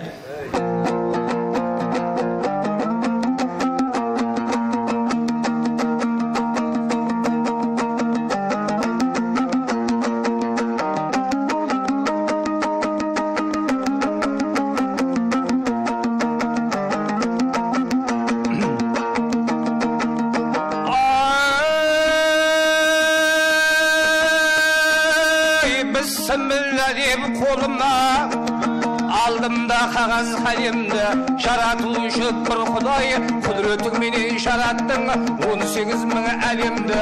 Атам бата ауана дүнияға бір келді, содан да бері адамзат толысып дүние тегелді. Шешендер өткен шеңберлі, шу дегенде жөнелді. Батырлар өткен айварлы кененде сауыт беренді. Намысы үшін ар үшін құбылым неше түрленді. Бармағынан балтамған өмірде өткен өнерлі. Айкелер өткен өмірден белшеден басып өмірді, сұлулар өткен сылаңдап көтере көрсе көңілді, ер азаматтер үшін пұшпақтап тері төгілді. Мерзімде өлшеу біткенде өтпеген мына бұл жалған ақ семсерлер кесілді. Дүния деген шеңберлі адам өткен жалғасын қайтадан өсіп тегелді. Кешірімді жақсы адам аузында болар алласы, бір алладан кешірім кеулінде болар тәубесі. Тарықпай тилау інісі, ақылды болса ағасы, азаматта аз болмайды дос дұшпанның табасы. Білгейде болып тумай жүр адамда заттың баласы, шежіреден тексерсек ұзақта жатыр сағасы. Бір болған менен түп тамыр тарам саласы, осыларды біздерге шежірелеп қалдырған жақсылардың мұрасы.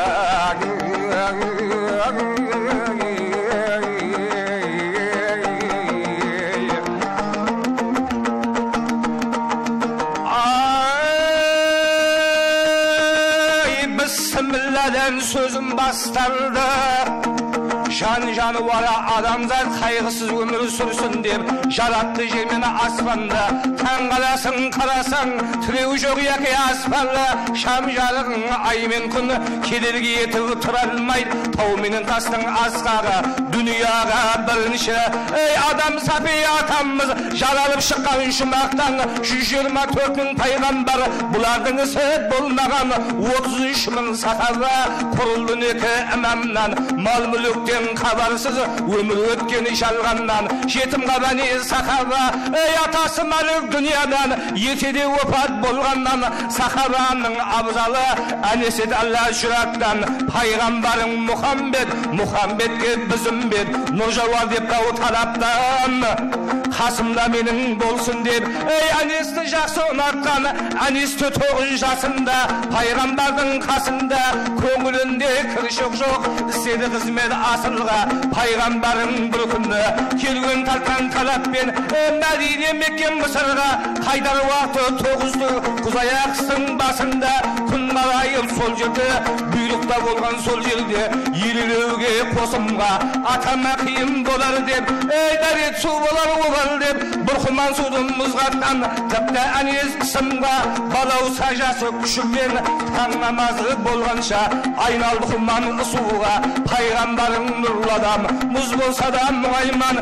Таң намазы уақытында пайғамбар тұрған орыннан суға кел деп бәретке сұрапты әнес баладан.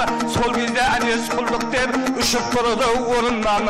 Бұрқыман суда ата деп суырып берді қойыннан. Қолында жуып қараса ыбысы суы шылыған. Сен жылы суды шырағым алдың деп қайдан сұраған.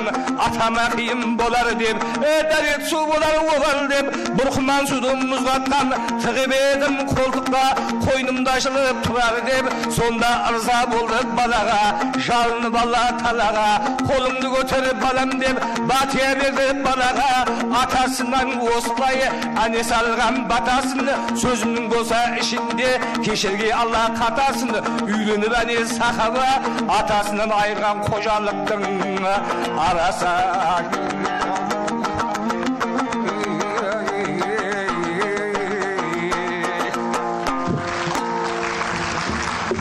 Сұруға болады ма? Өкпені қысып тастады. Микрофонды біраз үргет қарады жарыс үшін. Енді мынау Маңғыстаудың шалдарынан бір көресіз бе? Осында менің жеткізген Сейітов деген ағам отыр. Сол кісінің көлденең көк атты деген қиссасын айтайыншы. Жетеге орныңызда көтеріліп қойсаңызшы. Қазақстан Республикасының мәдениет саласының үздігі жыршы жырау жеткізген Сейітов.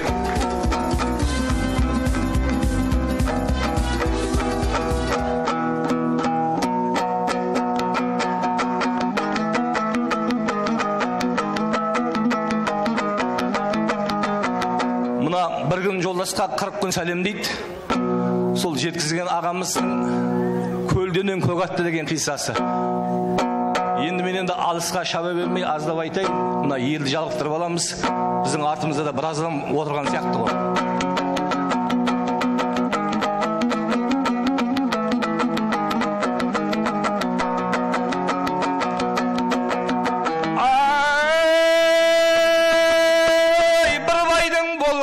сен жалғыз ұлы, ешкімдің табалмапты бойдан міне. Жасаған ерекшетім жаратқандай, жігіттің асыл екеуін көркем нұры. Және де 23-ке келген жасы, болыпты елге сыйлы ғазиз басы. Өзі бай, өзі батыр, өзі ақылды, өлмелеп тұрған кезге өрге тасы. Болыпты айдай сұлу сүйген жары, айтырлы төлеулі екен қалың малы. Жігіттің өзіне сай ару екен, көрмесе тағаттап бас шығын жаны. Қызыр елі бір-екі жылдай бөлек кеткен, екі ел жоқ бірін бірі өт бөлеткен. Мал өсіп қоныс оты тарылған соң, шырайлы шақам екен іздеп кеткен. Бел буды жігіт жарын іздемекке, сағынған сүйгенмен көріспекке. Бұйырса осы жазда Құдай оңдап ойы бар той қамына кіріспекке. Келді де әкесіне айтты ойын, екеуі ақылдасты жолдың жайын. Әуелі жалғыз барып қайтайын деп, қылмаңыз деді әкем мені уайым. Баталып әкесінен шықты жолға, арғымақ астындағы мінген жорға. Жігіттің бір сенері тұлпараты, қалдырмaz арғымақ ата орта жолда. Келді шаңғыспен жарысқандай, атылған жемтігіне арыстандай. Шаттанып шабыттанат көңілі өсіп, арғымақ ауыздықпен алысқандай. Кеткелі елден шығып үштан асты, келеді сар желіспен жүріс қатты. Күн ауып тұсау бойы көтерілі, кездесті бір жағынан сол бір көк аттай. Жақында білгісі кеп бұрды атын, қуанды көргеніне адам затын. Жолдас болып жол қысқартсам деп ойлады, кездесім жолаушыға барып жақын. Қаншама жақындайын десе дағы, жолатпай маңайына кетеді әрі. Ілгері қайтпай қалмай кейін, ойына жас жігіттің қара қаштай. Ойына жас жігіттің қара қаштым, қарақшы болама деп және састы. Құтылып бұдан қашып кетейін деп, ал енді арғымаққа қамшы басты. Атылып кетті тұлпар желдей өсіп, жоқ өдіп төрт аяқта болған жеткен. Жануар ажаямаяқ салды бәрін, қалдырмай шалым түздем ау дейді кетсем. Бір кезде қапталына назар салды, қасынан көк аттыны көзін шалды. Жай ғана жортып қана келеді екен, абыржып түсін алмай аң-таң қалды. Сұсылау қарт кісіген қарсы байқап, қарады көз астынан аңдып барлап. Жасқадан кішіпейіл ізетпенен, ассалаума қалейқым деді жайлап. Адамда естімеген секілденді, болмады сұрағына қайтар жауап. Сұрады шыдай алмай және сауал, таба алмай үзілсіздікке басқа амал. Ақсақал кім боласыз деді тағы, мініңіз бар ма деді бізге табар. Сонда да бұған жауап ала алмады, қыларын қандай айла таба алмады. Осылай ұзақ түгін болды жолдас, және де ермекең қала алмады. Осымен бесін ауды еңкейді күн, түседі көп ұзамай қараңғы түн. Және де көк аттыға қойды сауал, ақсақал айтыңыз боласыз кім? Үншікті құдіреген құдіретті, жігіттің тұла ойын дірдетті. Жан алғыш Әзірейіл мен болам деп, дыбысын аспан жердің көңіренді. Япырмай деді жігіт ақсақал, сөзіңнің болмады ма бізге табар. Алланың қызметші періштесі, бұл күнде болғаны ма бізге табар. Сенбесең қырасында тұрған малшы, дедалда барда соның жанын алшы. Бұйрығы жаратушы екі болмаз, ісіме қазір істер назары салшы.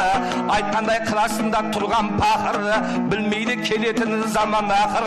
Тұр екен мамыржай ат үстінде, алдында ақтылы бала жусап жатыр.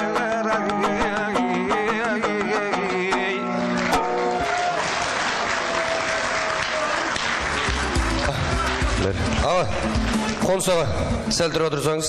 Жетеке, авторы, осы көлденең көк атты дастанының авторы жеткізген Сейітов сахнаға келсін. Енді Жетекеңді осы Маңғыстауда жырлап жүрген жігіттерді кезіктірмеймін, бірақ Астанадан інісі жырлап атқан кезде Жетекең үндемей алған ұят болар. Микрофон берейін Жетеке, бір ауыз тілегіңізді айтып жіберіңіз.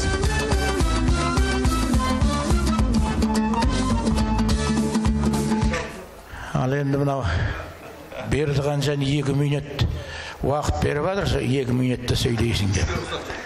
үшеулер төртеулер болады еді. Мен Нәукең жөнінде енді бір мынау 90 жасын осы Маңғыстауда тойланып атқан ұлы жырау,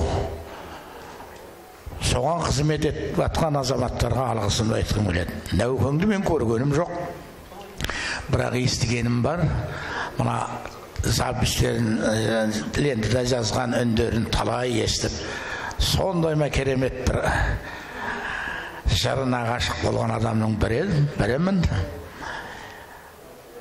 Қаресі Басқар деген үлкен Атырауда мәдениет бөлімін басқарды. Кейін кез келді үлкен өнерпаз ағамыз болды. Қайсы болып кетті қазір. Сол кісінің бір айтқаны бар еді. Мына жырдың құдіретін көрдім мен. Жыр деген нәрсенің өнердің ең шыңы жыр екенін мен Наурызбек жыраудан естіп барып сезіндім дейді ол. Бір жылы дейді Қарақалпақстанға концертпен бардық. Барғаннан кейін Нәукеңнің өзінің бір асыл қасиеті, өнерпаздар келді, артистер келді десе үйіне қонақ қылады екен. Содан Наурызбек жырау қонақ қылады деп бардық. Қарайған күйшіміз бар, әншіміз бар. Өнерімізді көрсетіп жатырмыз, күйімізді тартып жатырмыз, әнімізді айтып жатырмыз. Әптен кәдімгі бізден басқа ешкім жоқтай кәдімгі соны. Соған бір кездерде әптен бәріміз болғаннан кейін, ай Нәуке, қаумалап қалғын келіп қалды ғой мынау. Ал өзіңіз бір ауылдың бір-екі ауыз қонақ кәдесін айтып жіберсеңіз қалай болады депті. Нәукең деген кім екен деп қарадым, бір кісіге домбыраны берді, япырмай деп қалдым өзімде дейді. Соған шіңкілдедім домбырасы, сөйтіп отыр. Өмірде жыр деген нәрсені естімеген екенмін дейді. Мен Атырау беттерінде көп болған жоқ қой. Содан ұйықтап қалдым. Тұрдым, баяғысы әлі айтып жатыр, жұрт тып-тыныш. Сонда да ашық келіп, бұл не айтып жатыр? Бұл не зат мынау айтып жатқан деп. Мән беріп тыңдадым дейді. Мән беріп, Құдай Бекетау анан мән беріп тыңдасам, бойыма бір құдірет күліп барады. Сондай бір сезімге бөленіп, ай тыңдайыншы мұнан деп мән беріп тыңдап. Ой бір кезде мынау өзімнің термем деп айтты. Түлегі түскен қырандай чаң қайтады. Домбырамен үні әсем қосылған. Менің алдымда бір абыз. Бая өзі мүсіргеп қарап отырған адам бір абызға айналып кетті. Таң атқанша тыңдадым, соны жалықпай. Ой, содан кейін мен мына жыр деген құдірет, өнердің ең шың екенін байқадым деген. Бұл айтып отқан кісі Қазақстанға еңбегі сіңген артист, үлкен әнші адам. Мінеки Нәукеңді солай суреттеп еді. Қан қақпа халық қасына батыр қорған, болғанда шешен шеңбер бейтаразы, әнші сәнің дейді екен күйші көргің, жарылған таңдайынан жыршы жорған депті. Мінеки осындай жорға жырды бізге жеткізген дара-дара қадау-қадау ағаларымыз болды. Қазақстан бойынша бар көп естіміз ғой кейін қазірде. Бірақ Наурызбек пен жақсылықтың кейінге тастап кеткен үлгісі теңдесі жоқ. Жырға деген керемет жастарға сондай үлгі көрсетіп кетті. Мінеки жаңа көрдіңдер қанша шәкірттер, соның бірі Нәукең деп жырлап атқанда. Аялына да қалап бір тебіреніп, біреунап жатқан болар Нәукеңде. Мінеки осы мынау сөзбен саз бағда несінің үлкен жобасының авторы. Әніме де рахметімді айтам. Мынау қонышшан айналайын. Мен бір жақсы көретін өкіл інім болып кетті. Жаңағы тек мынау бір күн жолдасқа 40 күн сәлем дейтін бастан еді. Жартысын айтты ғой енді, жартылай оны арды. Мінеки мынау дұрыс уақыт алмайын деп енді жалықтырып жіберетін де мынадай кең бір алтанадағы орданың ішінде жастанып жатып тыңдайтын жыр мына сахнада кішкене өресі тарылып қалады, кішкене қозғала бастайды. Ал енді інілеріме үлкен алғысым сол. Жырды ары қарай дамыта берің. нәукең жәкеңдер ұқсап елге дария жырдан шашу шаша берің дегім келеді.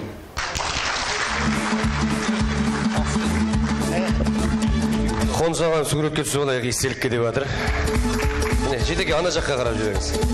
Енді мынау Жетекем қара сөздің қас шебері, жыршы, жырау, тіпті Ғарифулланың 2 республикалық байқауының гран-при иегерісі ғой. Сондықтан сізді сахнадан түсіп кетуге рұқсат етпейін тұрған жоқпын. Өзіңіз айттыңыз. Мына артыңыздағы балаларыңыз, інілеріңіз айтып отыр. Десекте қанша сұңқармыз, десекте қанша тұлпармыз, Жетеке сіздің алтын даусыңызға іңкәрміз деп отыр.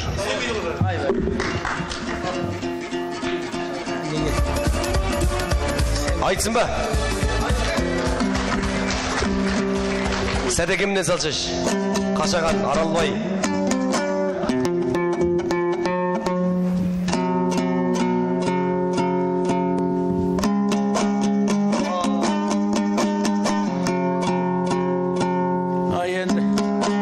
Шалдардан да айтып жүрмін ғой. Көп айтылып жатыр. Өзім мұны не хат шығып тұр, жалпы. Мұна нені жаңа жыршылар орындап жатқанда домбыра тіпті қатты. Осындай бір әлде микрофоның дұрыс шығып жатыр ғой.